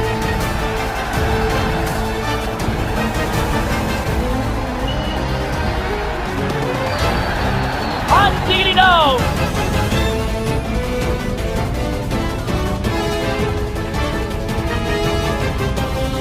Hey, that was tight. I think both these quarterbacks aren't going to lose the game early. They're going to both get their team back in it. We're coming down to the wire today, Jim.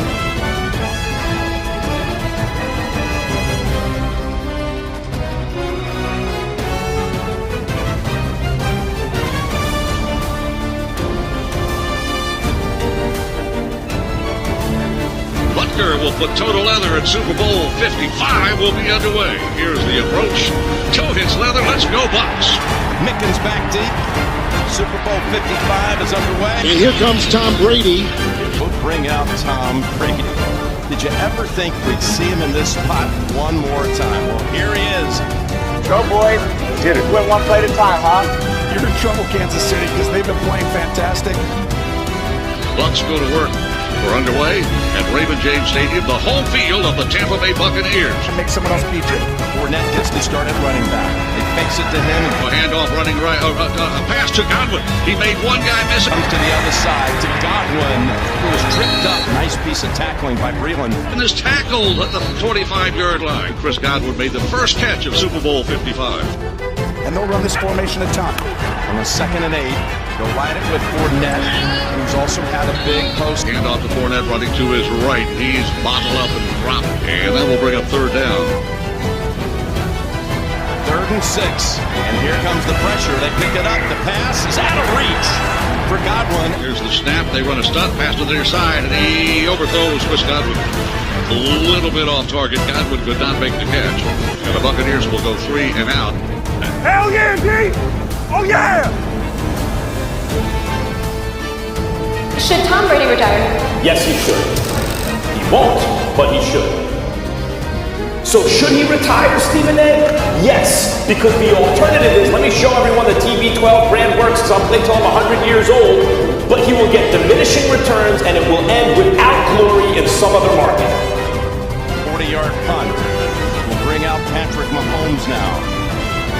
Going to set all these youngest to ever do so marks. And you got to get them off their spot early in the game. Quick pass. And it's caught. Here we go. The Blue 80. We're done. 2nd and 7. Sammy Watkins is active, and boy, did Mahomes have no time to throw. Here's Mahomes looking up. He's going to be, he gets rid of the ball. He's sacked to the grass. That could be intentional grounding. No, they say a receiver of the area. Quarterback pressure by Shaq Barrett. And Shaq Barrett got to him quickly. There is some of that pressure we were talking about from the defensive line against the now jumbled up Kansas City offensive line. Let's go! All day! Go, baby, get him on the field! Here's a 3rd and 7. Mahomes will keep it. He takes the snap and drops. Looks upfield, under a little pressure, rolls to his left. He's got an open field and easily picks up the first. He's still rolling to his left. He's going to get close to the marker, and he does get the first down. Well, there was not a white jersey on the entire left side of the field right in front of the Kansas City bench. And that's what Mahomes does. Kurt on 3rd and 7. Mahomes scrambles for 11, and the Chiefs get a first down in a scoreless first quarter. There is no one to account for the quarterback. To pick up yardage. It's a 2nd and 8. Down the field he goes, and it's incomplete, just out of reach. Comes into the backfield. On a 3rd and 8. 3rd down 8. The snap to Mahomes, looking to his right, looking right. Mahomes down the field. It's open. But Hardman was not. It's the pass toward the right. It is an incomplete pass. He threw it too tall. Coverage. So where are you on this? Hell no, You should retire? Hell no. To me, come back and show the world, excuse me, give me something to work with and watch what I do. I got you. We're good. Yeah. We're all right. Good series. We had it back there. Hey, stay in cover. They can't beat us running the ball. They cannot beat us running the ball. We're good. So much talk about Tom Brady's 10th It's 19 years ago this week when he first played in a Super Bowl game. First down play is going to be running. Here's the snap, and we'll feed the ball to Rojo, running to his right. Finds a hole. Play with Jones, and Ronald Jones, who has an extra gear. Out across the 30. He's to the 34-yard line, 39-4-yard line. Nice run by Rojo. Really good blocking up front. Over the last 2 weeks, he's up.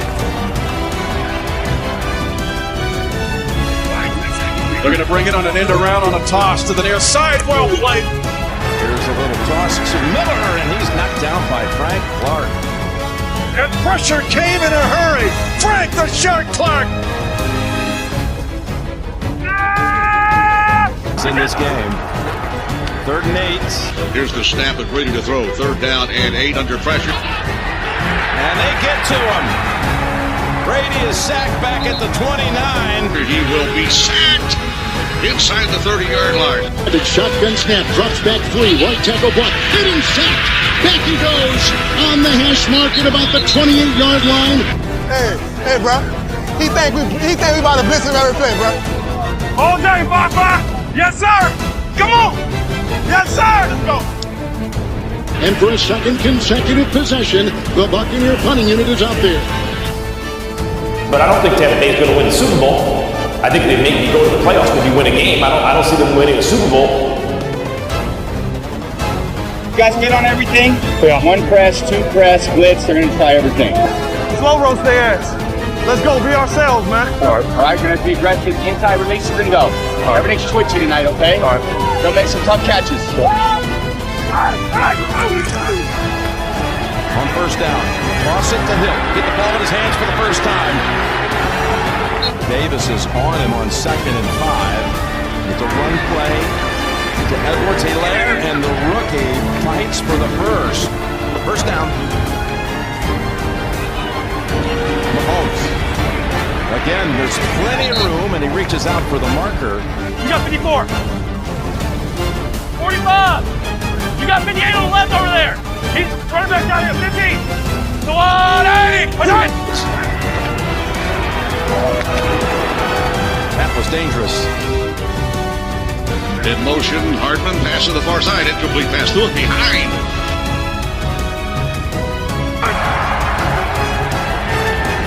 Pressure again. Mahomes. Williams on his left hip. Long count. Here's the snap. Looking right. Now looking back to it under pressure. Under pressure. Flushed out of the pocket. Mahomes. Look at this throw. Down deep and almost pulled in by Hill. Mahomes throws downfield. It is knocked away in the end zone. Would have been a circus catch. In the gun, drops back. Here comes a 4-man rush and a blitz. Mahomes dodges one. He gets a block. He throws sidearm down the far sideline and bobbled at the goal line. Lunging, falling, incomplete to Hill. Well defended by the Buccaneers. Tyreek Hill, the intended target. And Antoine Winfield knocks the ball away. Would have hit 10 in the helmet. Oh, there was a thicket of defenders across the way. In the red-painted end zone, Hill had it in his gloved hands. Could not lasso it. It's 4th down. Butker will try for a field goal here. This would tie his playoff high. 49 officially. There's the spot. Kick is away. 49-yard attempt. And he's got it. The Chiefs are on the board. Hey, 3 ain't gonna win it. We gotta put up 6. Every time. Every time we gotta put up 6. He's not even the top 5. There are 5 quarterbacks, 6 quarterbacks that I would take right now in front of Tom Brady. And nobody goes in front of a homeboy. You know that, I know that. He's the best player in football. He's the best quarterback in football. Hands down, and it's not even close. Hey, let's look at a touchdown. Come on. Touchdown. They got aggressive right after about week 12 when they lost that game. They decided to get really aggressive with all their calls, Jim. They go grounded 3rd and 1. And able to find a little seam.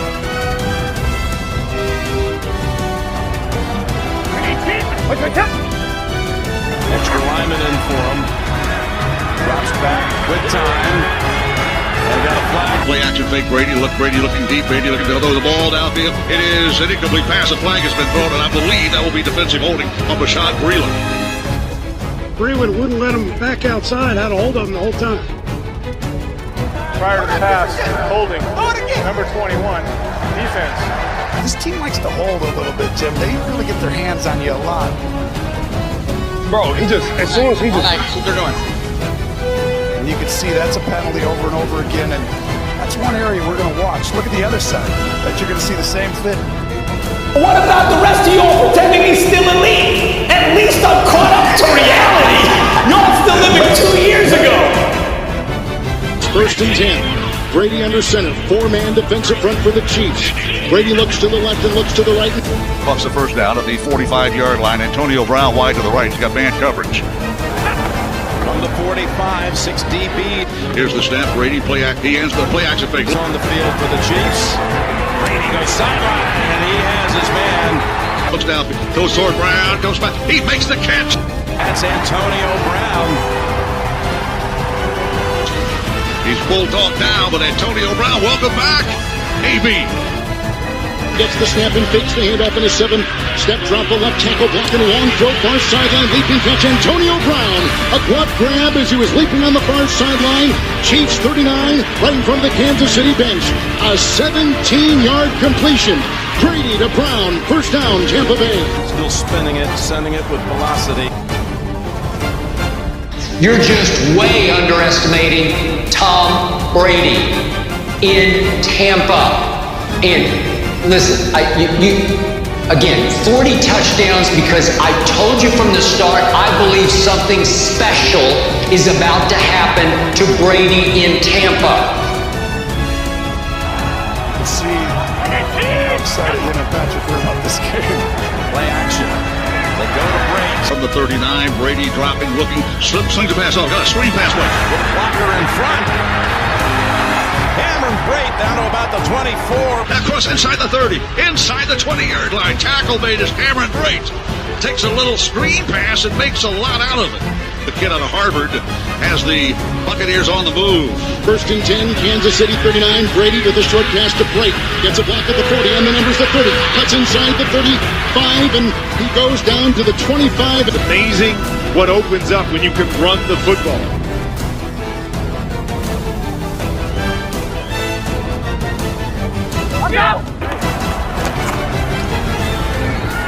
Here's the snap, hand the ball off. Bucks run the ball out right. Fournette tried to hurdle, fell back down to earth, and then took off to the right. Here, outside the 20-yard line, it's Leonard Fournette inside the 10. 24-yard line of Kansas City. It's first and 10. Brady, there's a broken tackle by Fournette over the right tackle, the 20. Far sideline, 15. He's got another first down. Angling to the far sideline. Got as far as the 13-yard line of the Chiefs. Breaking tackles, running like an acrobat. Picks up 11. Another Buccaneer first down. The Bucs are in the red zone and driving right now. Well, that's the Leonard Fournette we saw in Jacksonville for so long. The idea that Tampa is a championship contending team now, I think, is lunacy. We say Brady's never had a first quarter touchdown. Hey, touchdown, man! Look at this. I mean, could he possibly beat the clock here? Did you jinx Spagnuolo? It was weird. Announcer jinxes. Here's Brady's pass. It's Gronkowski. Here's the snap out of the gun. Play action fake pass to Brown. Gronkowski. He's going to score a touchdown. Touchdown Tampa Bay. Holy guacamole. Back again. The biggest tandem for touchdowns now. The shotgun snap. The fake hand up and a throw to Gronkowski from the 5 goes to the near sideline. Inside the pylon. Touchdown. Rob Gronkowski's caught a short pass and runs it in for a touchdown pass from Tom Brady. The old Patriot teammates reunite in the Super Bowl for a score. He breaks the record. He's got his 23rd touchdown in the postseason from Tom Brady.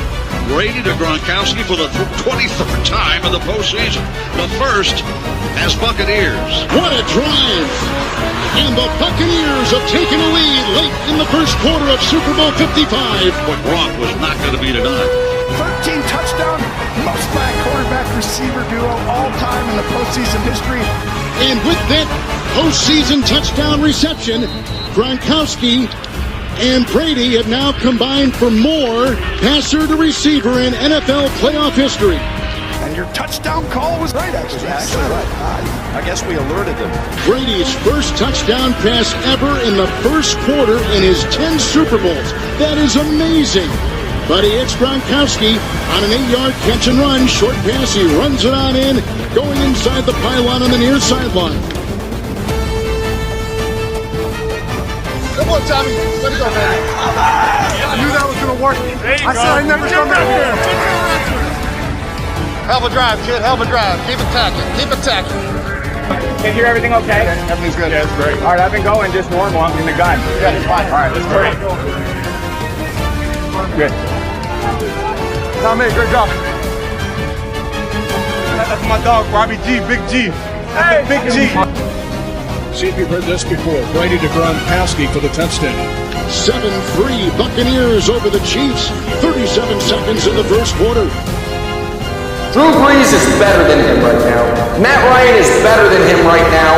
And Teddy Bridgewater, I don't know about you guys, I'd rather have Teddy Bridgewater next year than 43-year-old Tom Brady. In fact, they were on the snide. Tom's teams, they got in the end zone with 37 seconds to spare. Gronk and Brady, we showed you they have the record now. Tom has his first ever touchdown drive of an opening quarter in his 10th Super Bowl. The 13 overall breaks the mark they were tied with of Montana and Rice. Hey, go, baby. Go.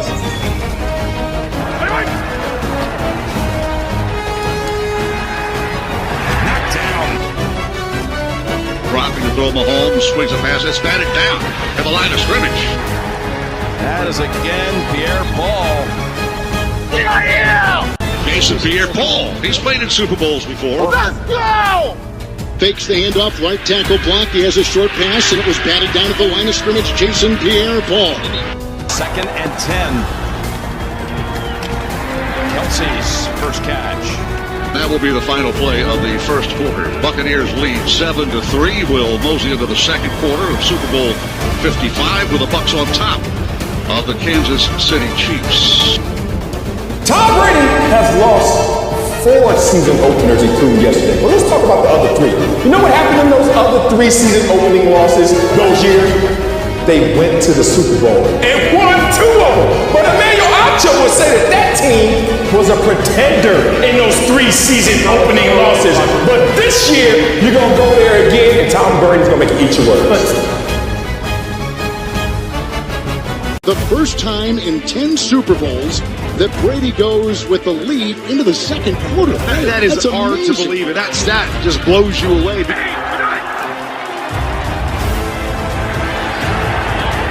Pass incomplete. Here comes outside pressure. Mahomes gets rid of the ball.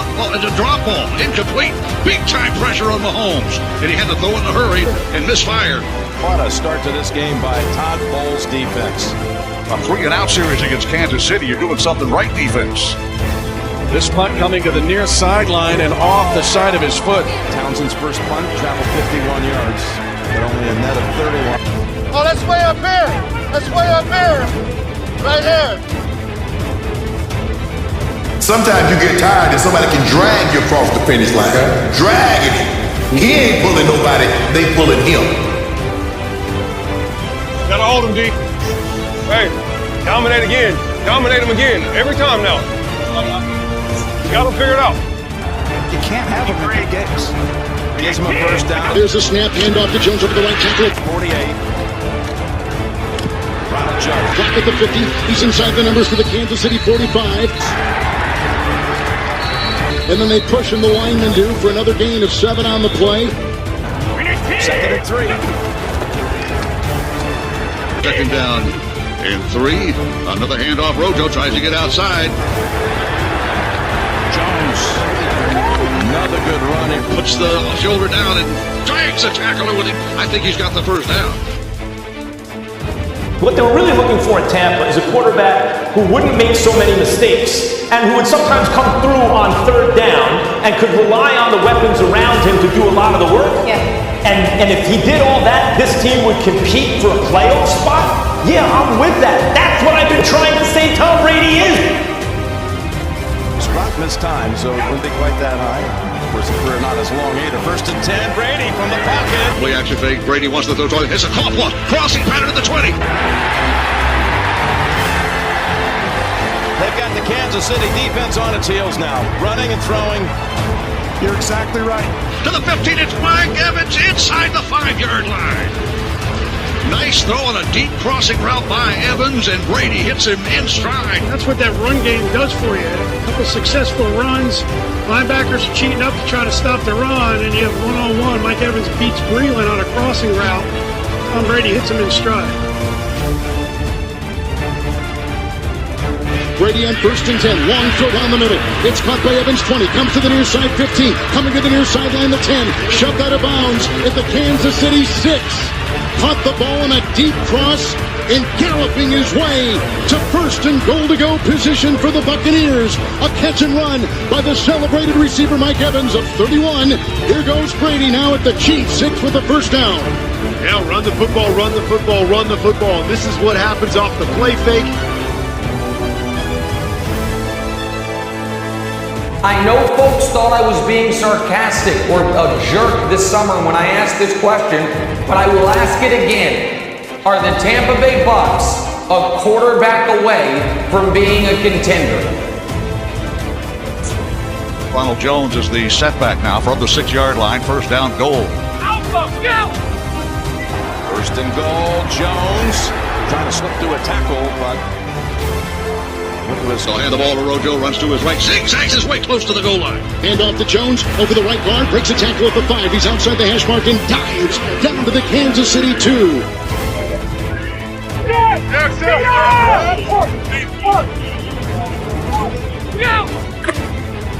Fake to Jones. Over the top they go.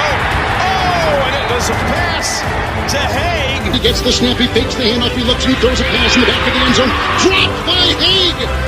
The lineman under the crossbar in the back of the end zone trying a backpedaling catch, and he drops the ball. Face mask high with his gloved hands to the lineman, incomplete. The coverage by Hitchens. And then he had it. He had it right in his hands. I know, you throw your hands up like, oh, you should have had it, but it is a big guy, and then Hitchens comes over and hits him right as he's trying to pull it in. I don't know if he should have had it or not, but man, in the Super Bowl, you really want that one. This season is not going to go well for the Bucs. This season already is not going well for Brady.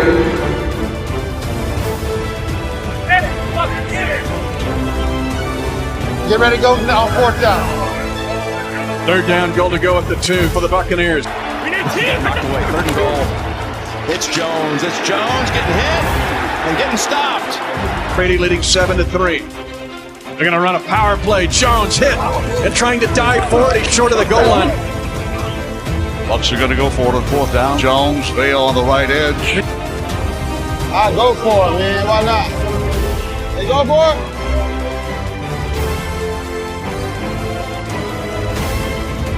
Fourth and goal.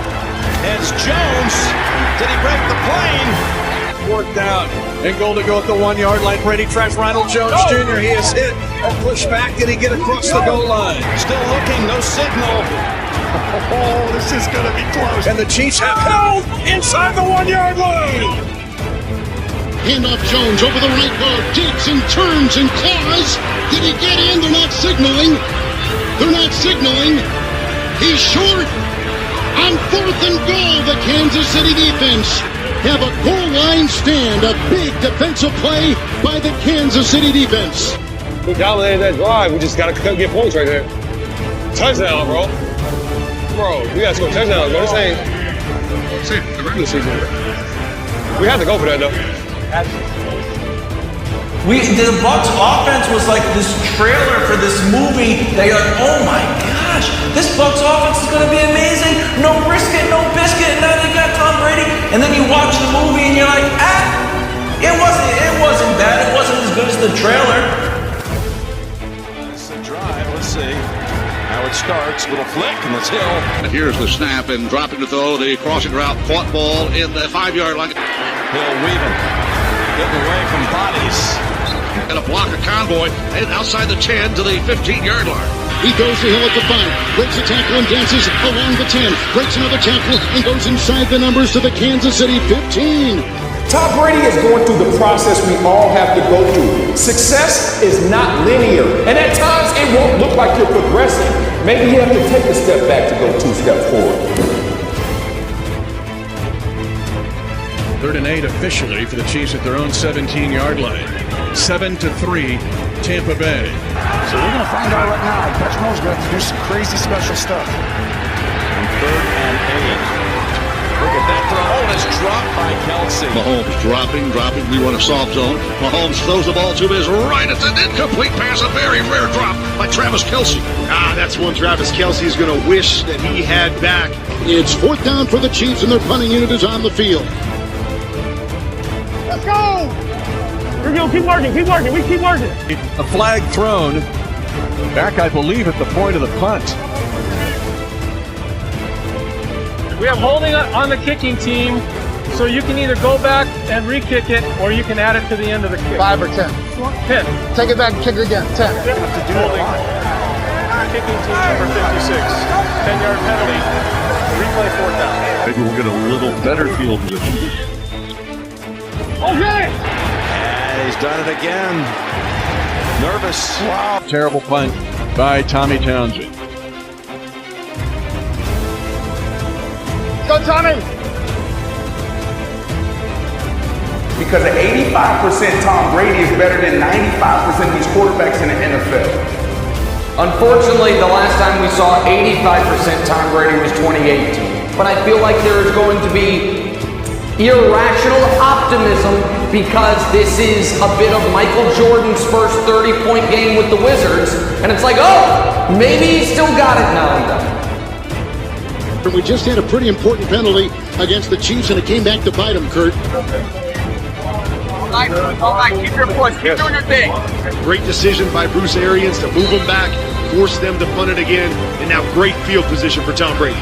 That should have been another one right there. Yeah, we're going to score a lot more. We already know what they're doing, right? They've really done a good job of evolving this offense as it's gone on this year. 2nd and 13. Back into the hands of Gronkowski.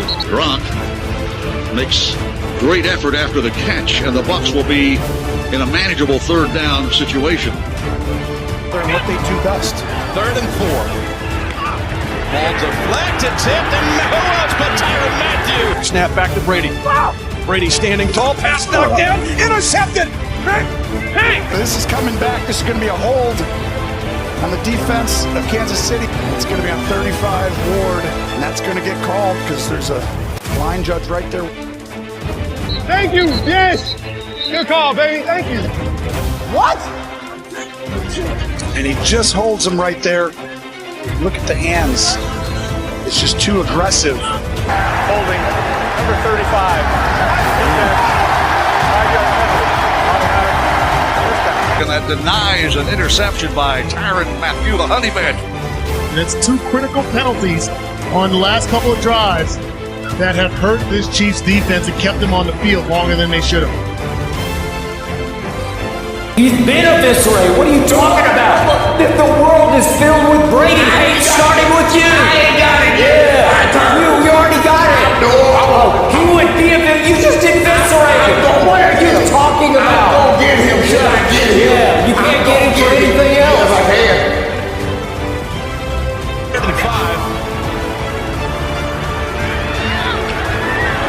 Incomplete.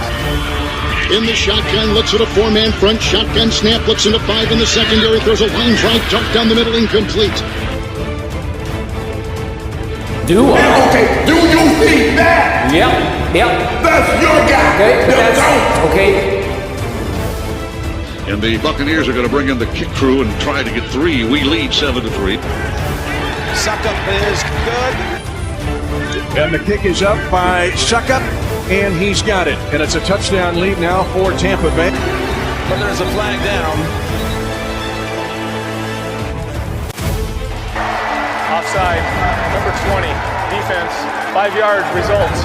And a 1st down. You can't have those kind of mistakes. You can't give Tom Brady 3 opportunities and expect him not to put the ball in the end zone. He's going to give a free 1st down to Tampa Bay at the 17-yard line. 1st and 10 for the Buccaneers, leading 7-3. First up. First up. Go offense. Let's go. Bruce Arians elects to take those 3 points off The last time he was elite was a year and a half ago. Can he still be, look, great older players can still recapture magic on a certain night, right? But can he do it consistently? Well, he hasn't now for a year and a half. You got a dynamite offense. See if Tom Brady could lead the Bucs into the promised land. Now it's tough to stop again. Brady play action. Here's the snap. Play action fake. Brady looking. Looking. Third option. End zone. Caught! Gronkowski again! Throws toward the end zone. Caught ball. Touchdown Tampa Bay Buccaneers. Gronkowski. Rob Gronkowski's got 2 today. And he gets the snap. He fakes the handoff. He gets a block from his left tackle. Here's a 4-man rush. Looks long. Line drive. End zone. Caught! Gronkowski! Back in the end zone! Touchdown, Tampa Bay! Tom Brady has just thrown his second touchdown pass tonight to Rob Gronkowski. That a laser from 17 yards. The Buccaneers have gone up by 10. Brady's 17-yard strike to what a great route Gronkowski ran from that right. I tell you, and what a tremendous job by this protection. Brady had 5 seconds to throw this football, and it took all of it for him to find Gronkowski. A nice throw by Tom Brady for the touchdown. Remember, Gronkowski was talked out of retirement by Brady. A trade between the Buccaneers and Patriots. Touchdown pass number 2 to Gronk. That's troublesome if you're Kansas City and see that laser. It'll go as a 17-yard touchdown pass. The second one of the game. Tom Brady to Rob Gronkowski. Marcellus is GOAT Tom Brady back. What you mean back? He never left. You can't un-GOAT nobody. Y'all were really preying on the downfall of Tom Brady. Hey, good time to do it, yeah. I'm like, oh, this reminds me of like back in the day. Hey, way to sit in there, kid. Way to sit in there, baby. Good ball. Gronk got him 2 tutties already. Hey. Who's Gronk shows up? Super Bowl? That's the GOAT. Great job, Tom. Great job. Down him if you want. Tom Brady's here to stay. Suckup. All put down. Right-footed kick is away to our right and good with the fireworks going off. Just get back in the groove. We got a lot of football to go. Find a way, find a way, find a way. We said no panic, right? No panic, no pull-up. We gotta go now. We gotta go. Here we go. Let's go back to being us, okay? On 3. 1, 2, 3. Go, go. Wait. The Chiefs have yet to get into an offensive rhythm in this game. Being down by double digits, or even in one case down 9. They connected. Here is the snap to Mahomes, dropping it though. Gets the pass under it. Caught ball by Kelsey, and he's knocked down at the 32-yard line. Dropping back Kelsey. Here's some. Gets the pass away, and it's caught ball by Kelsey at the 50. On the run, that's caught by Kelsey. He's inside Buck territory to the Tampa Bay 46-yard line. That's a huge gain on a play that looked like a quarterback sack in the making. Cleaning up to get ready the minute the game starts. Perfect the peak. They didn't have it at the start of this game. Trying to get something going now. They're motioning. Get back. Looking over for Hill. Shotgun snap. Fakes the pass. Runs out of the pocket. Short pass to Kelsey. Instead, dumps it off to Kelsey. First down. Keeps his balance, and they're in the red zone. Breaks the tackle on the hash of the 30. Goes to the 25. Runs outside the hash and dives after the catch down to the 18 of the Buccaneers. Nice swerving moves by the all-pro tight end. Kelsey picks up 11. Somebody predicted that the Tampa Bay Buccaneers, as they used to be known, would become the best team in the NFC and would get to the Super Bowl, which will be played in Tampa. First home team to ever play in a home field Super Bowl. Correct. Somebody said that on this show, and somebody across from him laughed. Yeah, they just laughed. Still laughing. It didn't happen yet. Well, let's not forget that Kansas City gets the ball out of the second half. They're going to get the ball back. If they can put 7 on the board here, they got a chance to flip this thing on just 2 drives. Big here, coming after him. Way back, all the way to the 35. Shotgun snap, they rush 4, here they come. Mahomes goes back to the 30, back to the 35, and throws it away. A wild pass to the far sideline. And it's incomplete. The pressure was heavy, the pressure was hot, and Jason Pierre-Paul coming right up the middle and flushing out the Kansas City quarterback, Patrick Mahomes. Now 4th and 6, and here comes the Kansas City field goal unit. Hey, that's why you stay high. Hey, that's why you stay high. Stay high. He has nowhere to go. Nowhere to go. Townsend on the hole. And that kick is high and good. Tampa Bay is a great team, and you refuse to call them a contender. And I believe it's because of Tom Brady. You say my hatred for Tom Brady clouds my mind. Whilst I would argue some folks on this show love affair with Tom Brady clouds their mind. But this is where Brady is so dangerous. You don't think these guys want to win? This is the Super Bowl, Jim. And right now, this drive, huge. Let's go get 3 points out of this now. We got a timeout. Like you Patriots, right? You get the ball back, Kansas City. You can't let Tom go down and get points. They begin the drive with a Fournette carry and final. I'm saying you're sitting here telling me that a declining quarterback who we know is declining, who we know is declining. They want this ball back. Let's still be aggressive, some sort of stuff to get out quick. To Godwin. Wide receiver screen. He's having to do things he's never had to do before. So he can't go out and play quarterback anymore. Yeah, that is a real risky timeout because if they convert here, just remember what happened right before the half at Lambeau Field. Or will they get Brady more time to do something? Bucks move the chains. He's somebody that has a never say die attitude, and it appears to be contagious. So it's not just about his ability to throw the football, it's about his ability to lead. And Tom Brady has looked stellar as far as I'm concerned, and I gotta give props where it's due. 23 seconds to go. Brady looks long, throws down the far sideline. Here's the deep ball for this week. Oh, and did he trip him?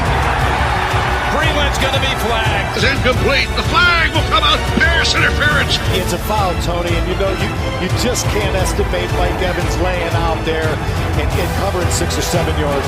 Brady smelled blood, and he took advantage of it down the far side, and a penalty against the Chiefs secondary. Pass interference, number 21. Defense. What? Right, swim! My God, leave! Oh man, I'm so impressed with Tom Brady. With Tom Brady and the Buccaneers. Thank you. Lead with the name that leads them, which is Tom Brady. With 18 seconds, Brady goes in the middle of the field to Fournette, who powers down to the 9.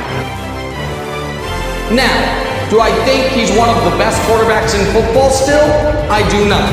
You have Tom Brady, who for 20 years have won at an alarming rate, who is the GOAT, who won 6 Super Bowls. He's on to his 7th. Those are basketball numbers. Most guys dream to play football for 6 years. He's won 6 Super Bowls, and you refuse to give this man credit. We talk about the Bucks, you blame it on Brady. We talk about Brady, you talk about the Bucks. Nick, I don't know what else he needs to do to convince you. I am convinced that you will never, ever give him love. Brady's been here 1,000 times. He knows he can't take a sack, can't throw the ball inbounds. You don't have time to clock this, and he does. Coming after him, has to throw it over that. Here's the snap. Brady looking. Fires to the right side. It is too tall. And a flag through the end zone.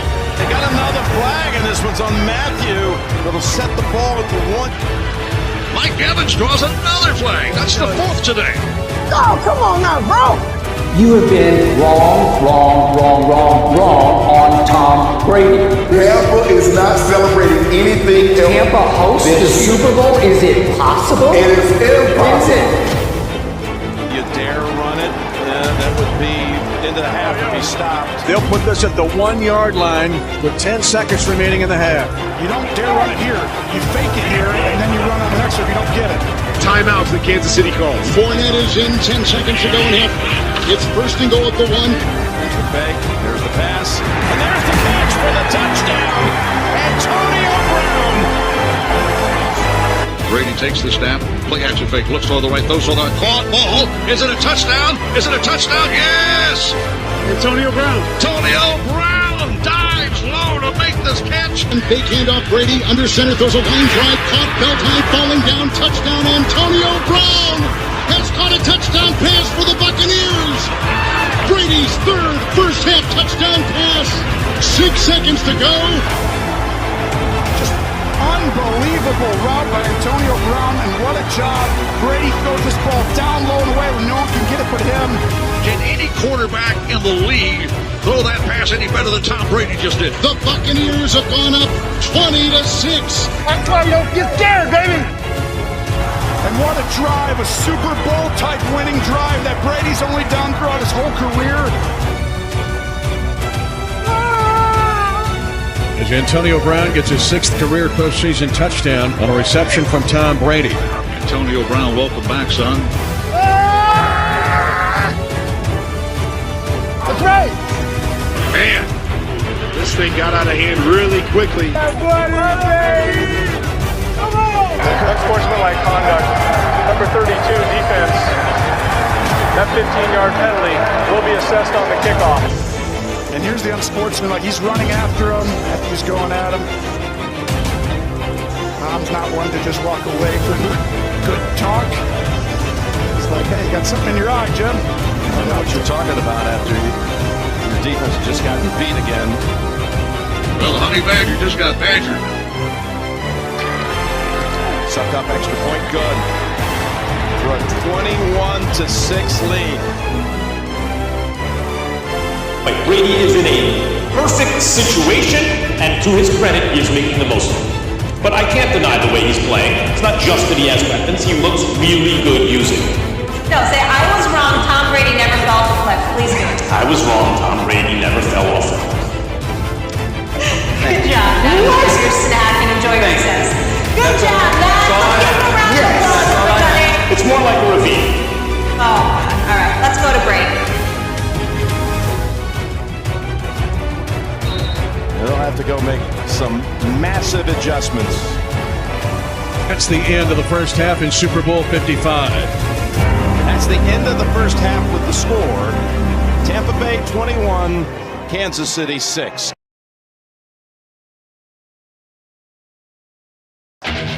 21-6, Bucks over the Chiefs, just silencing that Kansas City offense. Keep being great.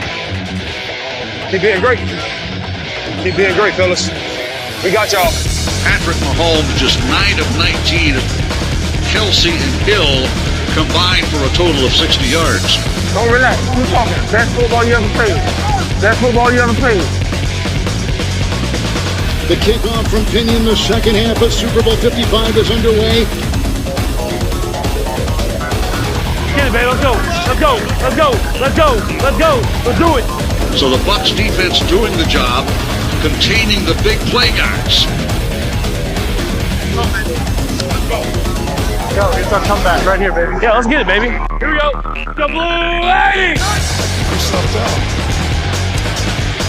Edwards-Helaire. Good night. Mahomes has the ball and draw play to Helaire. He's got it to the 25 to the 29. Rookie running into the secondary. Look at White. Chase him down. Breaks a tackle down the outside line, and he's outside the numbers of the 45. Well, that's what you have to be willing to do if they're going to keep two safeties back, and you can get the number count in the box, but you got to be willing to hand it off. I know your quarterback and your playmakers are good, but you got to take advantage of what the defense is giving you. All right, my rock. 15, get set. To Kelsey for 9. Throw to Kelsey, and Kelsey's into Tampa Bay territory. It's right most of the time. Edwards-Helaire. Jump cut. Mahomes takes the snap, feeds the ball to Helaire, and he tries to does bring a tackle. Get around Barrett pick up the first. Inside the 40, he's knocked down to the 36-yard line. So the elusive rookie out of LSU, 2 big splash plays here on the opening drive of quarter number 3. Now we got a 3rd and 7 where you know they're passing, most likely. You know, this is a situation where you'd be like, Mahomes is incredible. 3rd and 7 Chiefs at the Tampa Bay 34. 21-6 Buccaneers. Mahomes circles back. Snap back to Mahomes, retreating into the pocket, under pressure. Here comes more pressure. Mahomes fires it late, broken up. Throws on the run, and it's knocked down, and no flag. Shotgun snap, blocked by the center. Here comes pressure. He's being chased. He's got Shaq Barrett on his tail. He throws a pass, broken up, incomplete at the 30. Hey, I'm here with you. Let's keep running. I got you. You feel me? That boy. That's you, boy. Broken up on the play by Levante David. Hands up. Let's go. Get hunting. Levante David knocks it away. Shaq Barrett with big pressure on Mahomes, so they bring in Harrison Butker. Shaq Barrett blew up that play. He blew up that play for the Buccaneer defense. See me? I had to lay off him. Well, I lay off him. Next, I ain't gonna give him a chance next time. That's all. And Butker right into the net, and good. The snap is a good one. The kick is airborne, and it is good. So Butker has provided all 9 Kansas City points. I am worried about the Bucs reaching their potential, and in fact, I don't think they will. Out to where I'm from, we want the last laugh. Where you from sounds like you want the first laugh. Todd Bowles doing an excellent job right now, and now you're going to turn the keys over, obviously, to Tom Brady here. If you can put a drive together and more points on the board, you can really demoralize the Chiefs. Certainly, this could be a statement drive for the Buccaneers right now, right here, right now in Super Bowl 55. Buccaneers have the ball for the first time in the second half. The last time the Bucs had the ball, they scored a touchdown. Come on, defense. Give me one stop right here, man. Let's do it, bro. Let's do it. Let's do it, all. Hey! Our back, right here!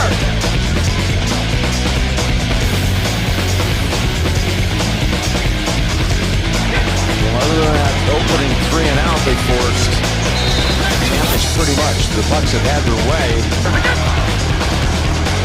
They rush by. He's Gronkowski on the right edge of the snap. Dropping Brady. Brady dumps it off. Caught ball. Picked up. Fournette with the catch. And running over defender. Fournette's got the catch and the run after. He dives over a tackler and gets it out to the 43-yard line. Well, that's a man running the football. Nyman was run over the linebacker. Great job by Tom Brady right there. Looked like man-to-man coverage. They were walking up like they were going to blitz. The Chiefs defense pop out into a zone, get it to your back really quickly. Fournette picks up the first down. They've got the second greatest quarterback in all times, right behind Drew Brees, and now we got head 2 times a year. I mean, this is a team that's fighting for second place. In the game. Here's the snap. Brady hands the ball off, running to the left. Cuts left, bounces off of Breland, and Wilson then. A little shake and bake, and Fournette runs over a guy in red, and now is driven backwards. Good gain. This Chiefs defense is a little on edge. Look who that boy. He looked terrible. Yeah. He's not the leader that you want him to be if he can't get his stuff together. You better laugh now, because this is the one guy in sports you do not bet against, especially when he is down. Chiefs defense got to be careful here. Got to play aggressive, but you can't push the envelope and get frustrated here early in the second half. Here's the snap. It's Gronkowski running through that secondary. Brady looks over the caught ball. It's Gronkowski. He's to the 30-yard line and is tripped up by the ankles of the 29. Shotgun snap to Brady, fakes the handoff, 4-man rush, quick throw, caught by Gronkowski in stride 40, breaks the tackle at the 35, he's down to the 30.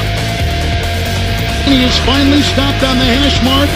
Gronkowski has been gigantic in this game. Great job by Gronk. He goes up to the linebacker as if he's going to block him. He slips by him. Nobody in the secondary. Big play.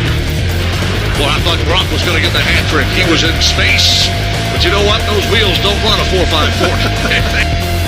If you look at the game, the most lopsided game they just had in the regular season, he normally follows that up with a Super Bowl. It happened in 2018, he got blew out by the Titans. It happened in 2005, he got blown out. So 2003, he got blown out. So I'm not discounting. Okay. You ridicule him on a daily basis, so now you're loving it because all the Brady haters out there, and they have come out of hiding, full force and full throw. Hey, yo, Chucky Chevy. It's Chucky Chevy. Let's go, baby. Yeah.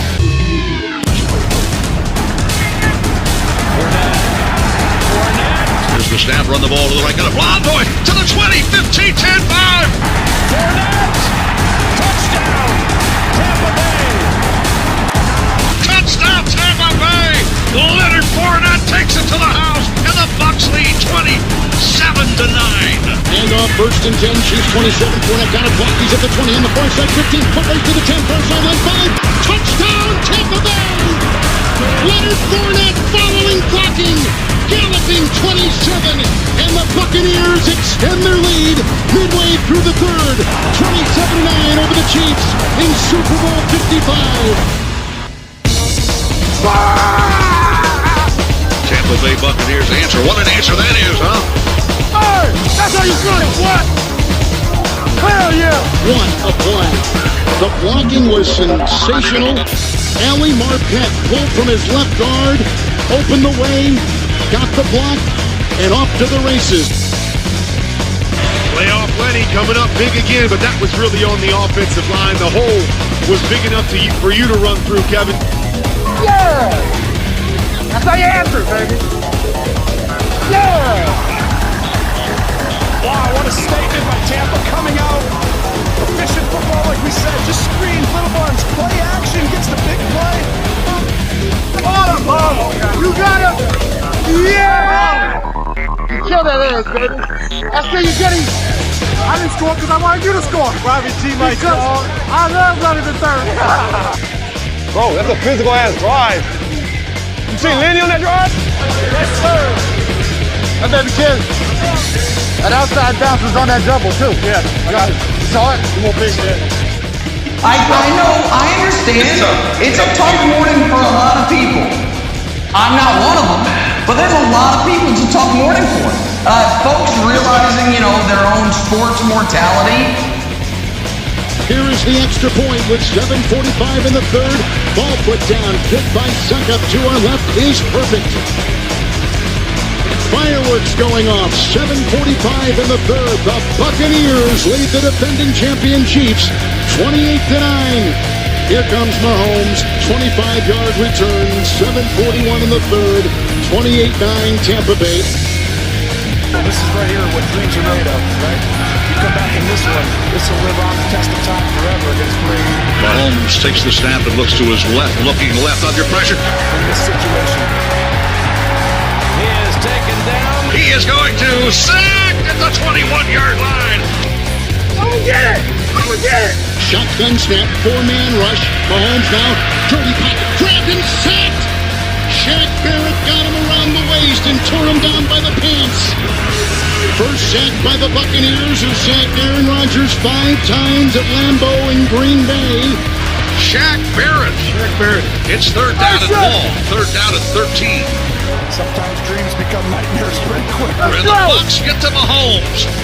If there is any other team in the league that is being called a Super Bowl contender, and they get swept in their season series by their divisional rival, and now they're going to be on the road the whole postseason, they're no longer a Super Bowl contender.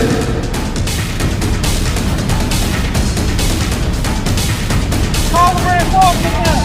It ain't got nothing to wait. 3rd and 14, he heaves it, it's knocked away, and on the deflection, it's intercepted. Left it with Mahomes, third down and 13. Mahomes looking under pressure. Throws the ball upfield. It is knocked away at the 50-yard line. Intercepted.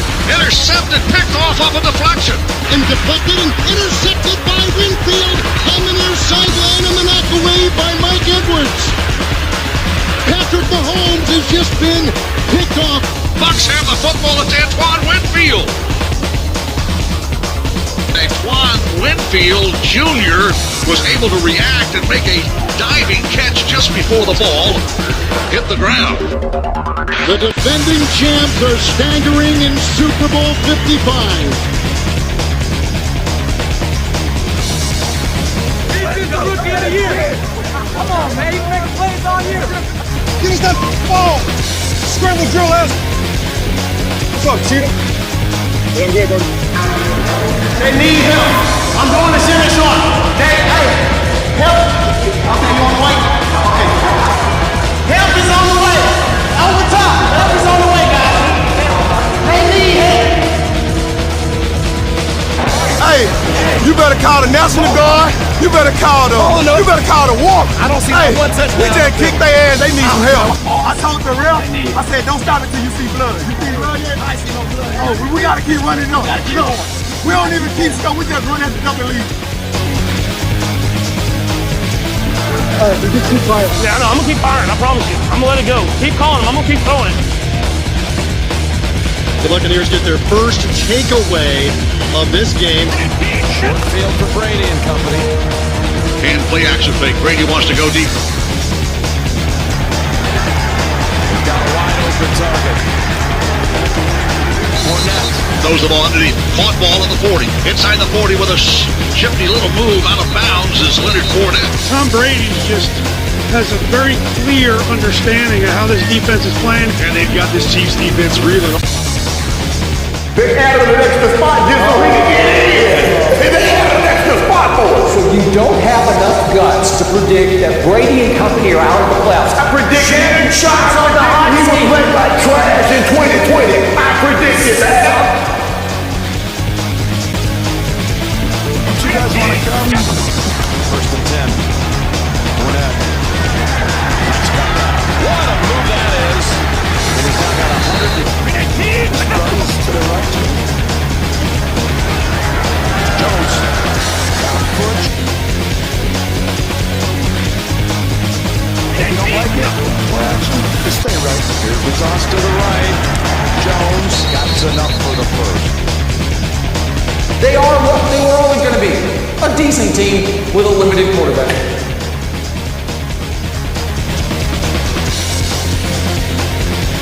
I'm going to tell everybody I was just being nice. Opponent's check, 3rd and 10. Flies over his head, and he falls on it. Fournette in the backfield. In motion, Godwin off snap high over the head of Brady. Brady's going to just fall on the ball back at the 35-yard line. That's the first miscue by the Buccaneer offense. A high snap from Ryan Jensen over the head of Brady. And Brady in the league for 21 years. He just fell on the ball, ran back about 7-10 yards and dove on the football to hang on to it. This team could win it all this year. Yes, they can. The only way they can get past the NFC is somebody upsets New Orleans. They can't beat New Orleans. They can't because Tom Brady can't withstand that pressure. He is the comeback king. He is the clutchest player I've ever seen in any sport, and I take it even beyond Michael Jordan. Sucked up his kick. Here is the kick. He pulled it. It's got the distance. Good. And it is good. Buccaneers get a 52-yard field goal. Ryan Saka. This Chiefs team does not look like anything that they were doing in a 14-2 regular season. I'm with you, Kevin. It just doesn't feel the same. This team doesn't feel like they have that same confidence and belief right now. Tom Brady has never had a lead like this in any Super Bowl, any of the 9 previous Super Bowls he's ever been in. Let's go. Find a way. Let's go. Hey, it'll be up tempo now. They're going to be up tempo. Tonight, he hasn't given up anything except that penalty. Edwards and Lair for 6. Bowles won a ring as a player with Washington back in '87. Here is Edwards and Lair. He's got a first now. Brady needs the run skill. He needs that. But most of them do. Most humans. My homeboy don't. Oh, my homeboy. The Blue 80. We're done.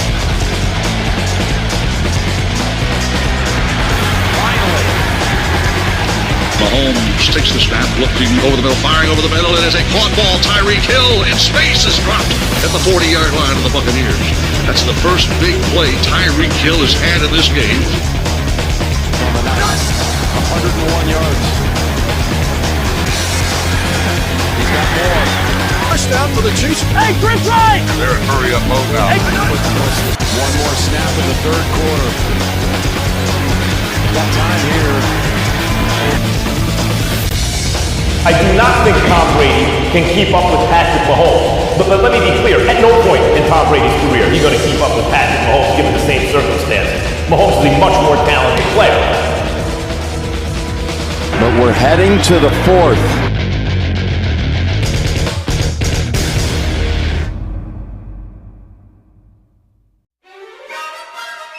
We get ready for the all-important fourth quarter with the Bucs really in command at this point. But what is going on in this game? I'm looking at the score and stunned. 31-9. What a performance through three quarters. Carl Sheffers holds his right hand up and says, play ball.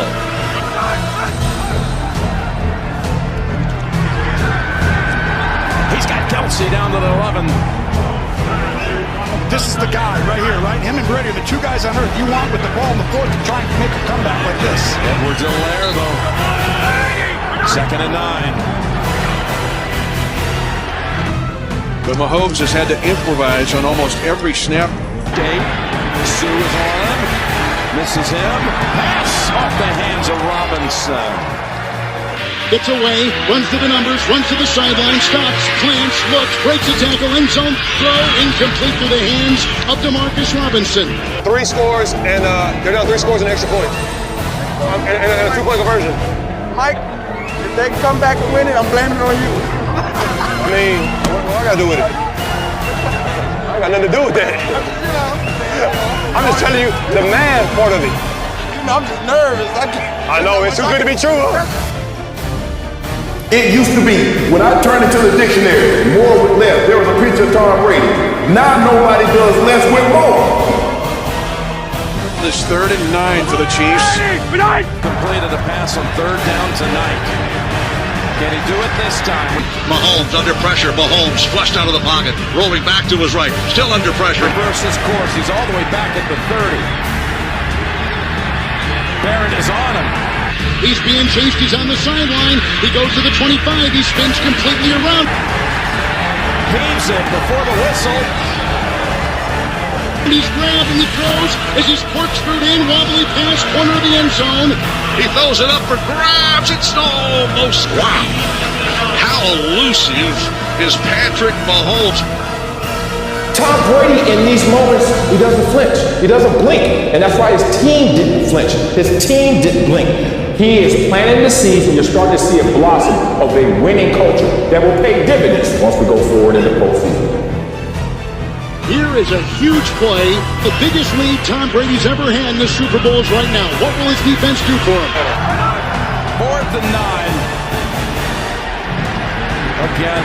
4th down and 9. Dropping Mahomes. And Mahomes flushed out of the pocket. Still rolling. Running for his life. Mahomes. Being chased by Will Golston. He is going to be, he's tripped up. He throws toward the end zone.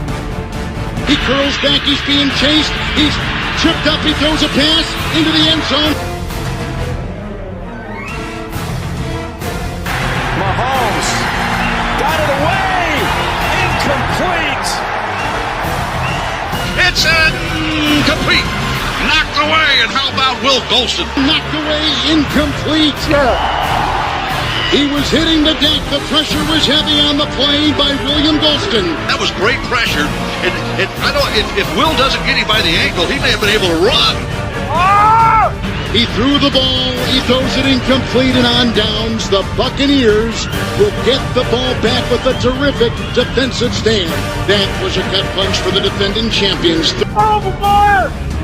Over! Bro, he has nowhere to go with us. This man owns Tom Brady now. He'll never beat him again.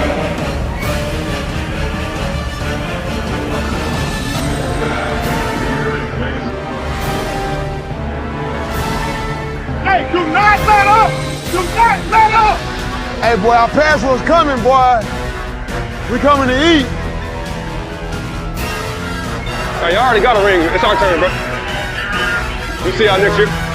They think this game over. This game not over, bro. This game not over. Let's go. They think this game over. Let's go. Take over on downs. And Ronald Jones. Well, just talking about the MVP, and I don't know at this point if you can go with anybody but Tom Brady. Here's a 2nd and 6. It's Jones. 2 straight carries. Now they can use these 2 running backs as sledgehammers. They got a lead. The clock is ticking, and that time is so precious for a Chiefs team that trails 31-9. Just make the game simple. There's Jones. Tom Brady's status is established, but he's not the same player today. What caused him to get that status? Tyrann Mathieu told me this is the offense he was worried was going to show up. This wasn't the one they saw 9 weeks ago. He said Tom settled in so much with his receivers. It feels like New England Patriots Tom Brady. He's been just really making the game easy. Jones getting all the work. What championship teams do is when everybody in the building knows that you have to run the football or you're going to run the football, you still have the ability to do that.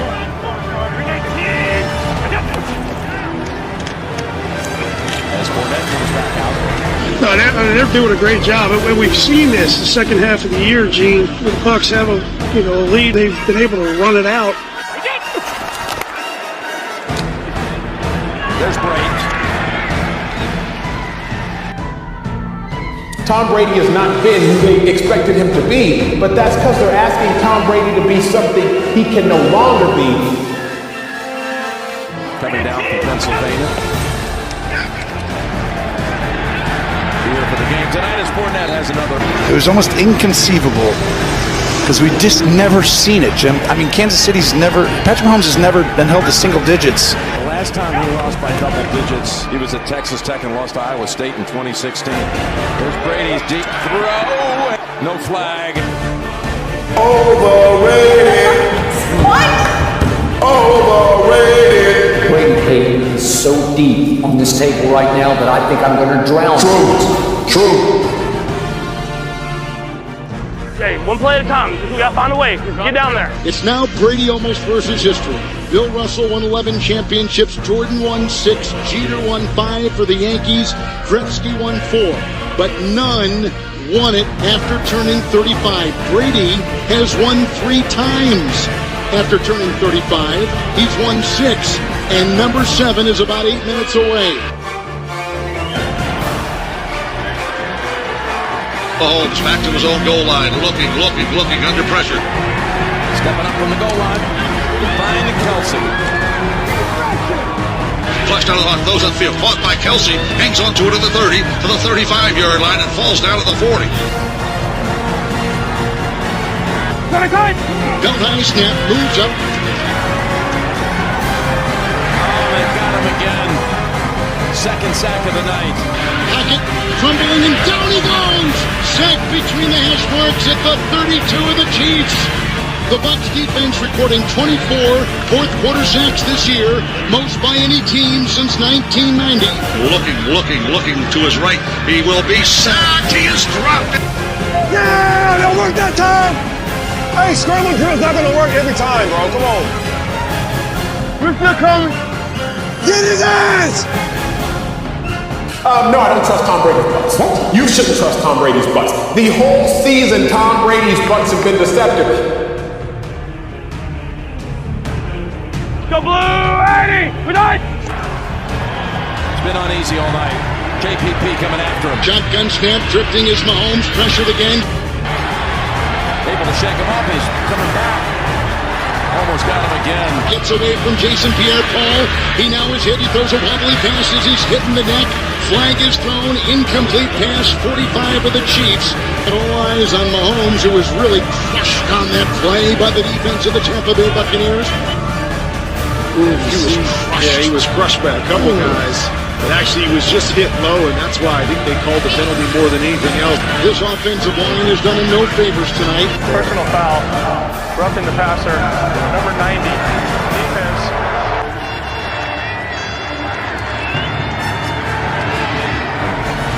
Might have been as easy as throw the... Another sidearm throw. To the 37. Tipped and kill under obvious stress.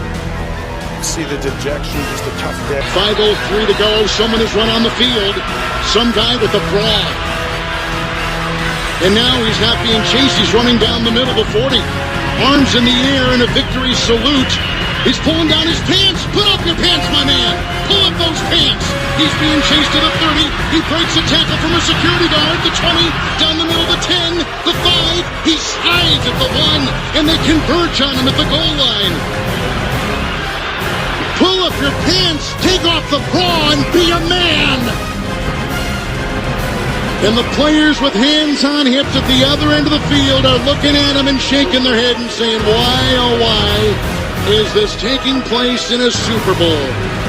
And Kevin, if you're going to run that far, get into the end zone. Don't slide at the 1. You got to score once you got on the field. Get into the end zone, my man. One of the great runs of the night, I will say that. 5:03 to go in the game, and the Buccaneers are oh so close to lofting that Lombardi trophy on their home field in Tampa, Florida. 5 minutes remaining. Oh, what a hit! Shotgun snap, drops back 7. Here comes the pressure. Hit as he throws, down he goes! Sacked again! No place to run, no place to hide, and Dominican Sue! Everywhere he looked, he saw Buccaneer. Mahomes is taking a beating. The line doing him no favors tonight. Second down, Chiefs dropping to throw Mahomes. We run a stop, and we sack him at the 50-yard line. Wow, he's clobbered, fumble the football, recovered by the Chiefs. Mahomes maybe hit as hard as he's been hit in 3 years of the National Football League. And only 33. Trying to get at least half of it here with Tyree. This has got to be it, right, Kurt? They got to score. No doubt about it. They're going to have to get thin down the middle and all that cover, too. Now your Super Bowl is definitely on the line, Jim. You don't get this one. I'm calling it. Go on, 80! Dropping Mahomes on 4th down and 10. Mahomes, Chase, running out of real estate. Mahomes pressured, chased by Vita Vea. Vea throws the ball against his body. Throws, incomplete, and Tampa Bay makes another stop.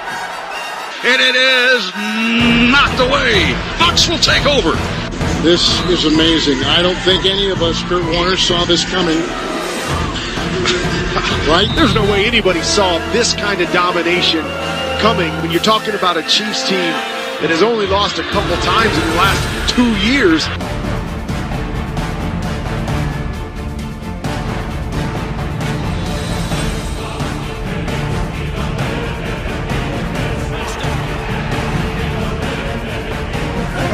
Four more minutes. 4 more minutes to the Super Bowl championship. Let me get a power bounce real quick. 4 minutes. The Chiefs have not scored a touchdown yet. 4 minutes to the Super Bowl championship. Damn. That's pretty nice, man. So Bucs don't look like Super Bowl contenders. What they look like to me is that practice all-star in college who you knew when nobody was watching, dude went crazy.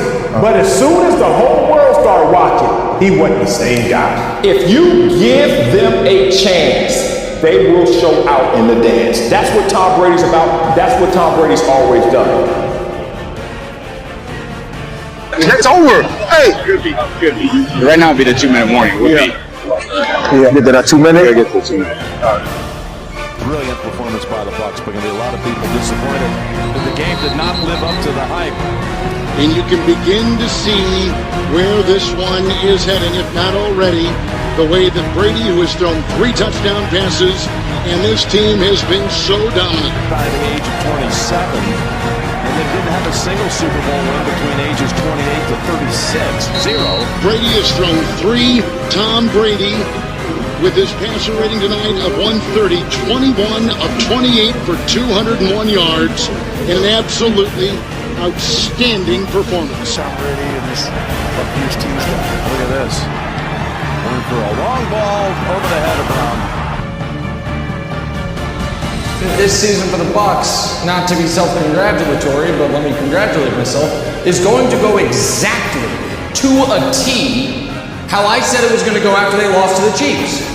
Get the bye week, regroup, win 4 straight to end the year, be the darling hot team that could cause some damage, only to get beat in the first round of the playoffs. Tom Brady is in his 10th Super Bowl. He's won 6.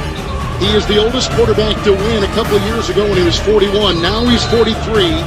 If they go on to win, it'll be 19 years between Super Bowl wins for Tom Brady. His first to this, which would be his 7th. Hey, 2-minute mode. Get the ball and get him out. It's incredible. It ain't over yet. 2nd and 10. He'll able to grab a couple of Coach of the Year awards.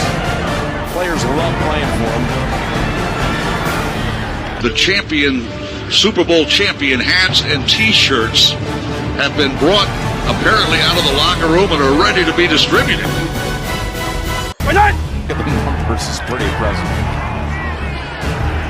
As Kelsey has the catch down to about the 25. You get a stop, game over for a pick. Hey, take away, sack, fumble, turnover, where is that? Ending on a good note. That's ending on a good note. Hey, let's go. You need some water? Anybody need some water? Turnover, it's over. Turnover, and it's over. Our defense was on that scramble drill. They was on that scramble drill. They locked in. Oh, everybody locked in. Looking around. Holmes from the 25, looking to throw, flushed out of the pocket, still rolling.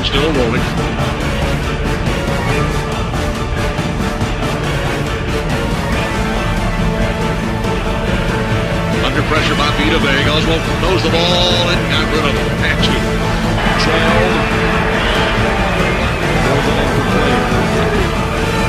Because if you check Mahomes' favorites, you know what you see in the greatest playoff quarterback of all time's favorites, you see Odell's tweet. He's already making mental notes. You might say, oh, Nick, you're going to call Mahomes the greatest playoff quarterback of all time. Just statistically, I mean, a guy, he's never lost a playoff game in regulation. Every playoff game he's ever had, he's had the lead with 45 seconds left once his defense let him down. But everybody knows it. Vegas knows it. Him and Bieniemy both. Next year, they should be head coaches. On 4th and 3, they complete it. 2 minutes left in the 2020 NFL season. Brady's going to have now individually more Super Bowl wins than the Patriots and the Steelers franchises. Tom Brady has the highest winning percentage of any player in the 4 major sports. The Buccaneers have the lowest winning percentage of any team in the 4 major sports. You go get Brady to turn that around. He did that this year, and this culture has changed forever. He was the oldest at 41 to win a couple of years ago. Now he's 43, and he'll reset that mark. The congratulations on the sideline, significant. This was a team that hadn't been in the playoffs in 13 years. Brady comes here, and all of a sudden, they're going to be Super Bowl champions.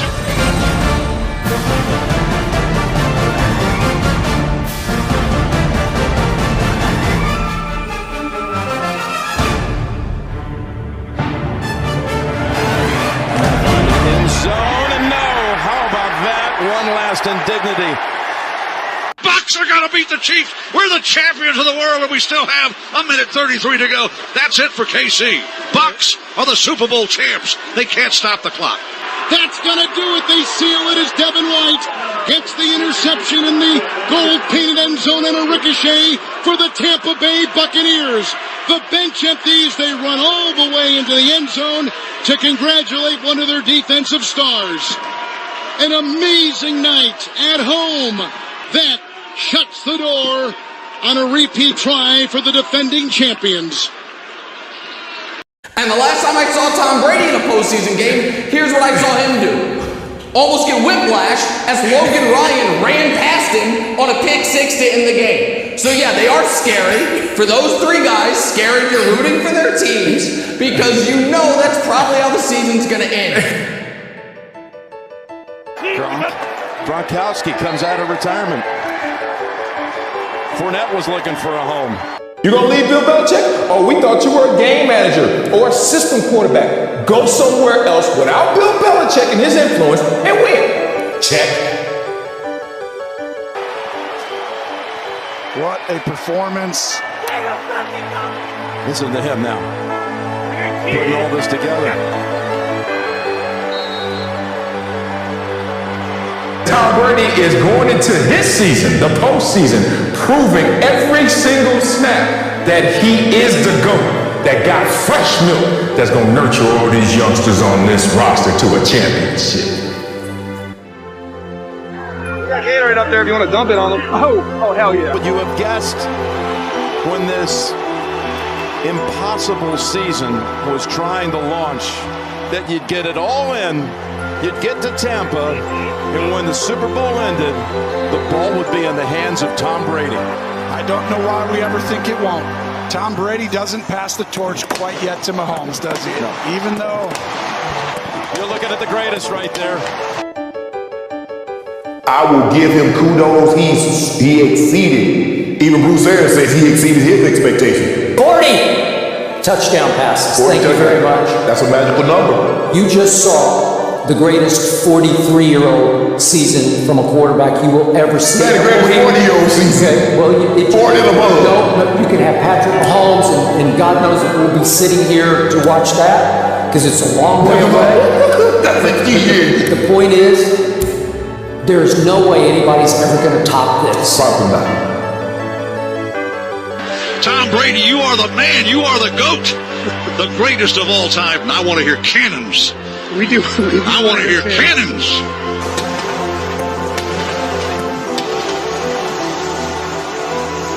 Hey, you're a legend, man. Congrats, man. You're a legend. You're amazing, man. Yeah, let's keep in touch. Yeah, for sure. All right. There we go, buddy. This is what we do. This is what we do. The defense does its job, and Tom Brady just does his thing. There are two tighties. Two tighties. I was saving them for the Super Bowl. You did it all! You followed out, baby. You followed out. Way to go. You let us hit, dog. Way to go. Big man, I love you. Greatest all time, man. I love you, man. Love you, bro. Thank you so much. That's what we wanted. That's what we wanted. That's what we wanted. We're going to do it again. Way to go, baby. Nice job. Thank you. Congratulations. Appreciate it, man. 9 points, no teddies. Man, unbelievable. Great niggas, baby. Hey, I appreciate you, man. You got you, man. I got you always. Yeah, always, baby. Let's go! Come on, baby. Thanks for having me. Come on, man. Thanks for having us. Golly, is this his 6th ring? 7th ring? Seventh ring. That's hard to believe. That's 7. That's 7. That's 7. And it's just a tremendous story, one that can be written and rewritten, and I don't think you can write it any better than what Tom Brady just did for the Buccaneers. No, you really can't. Hey, girly girl. How about that? There's my boy. You guys happy? I'm happy. What a year. In a season we will never forget. You are the Super Bowl champions. We will always remember. The Vince Lombardi Trophy is staying in Tampa Bay.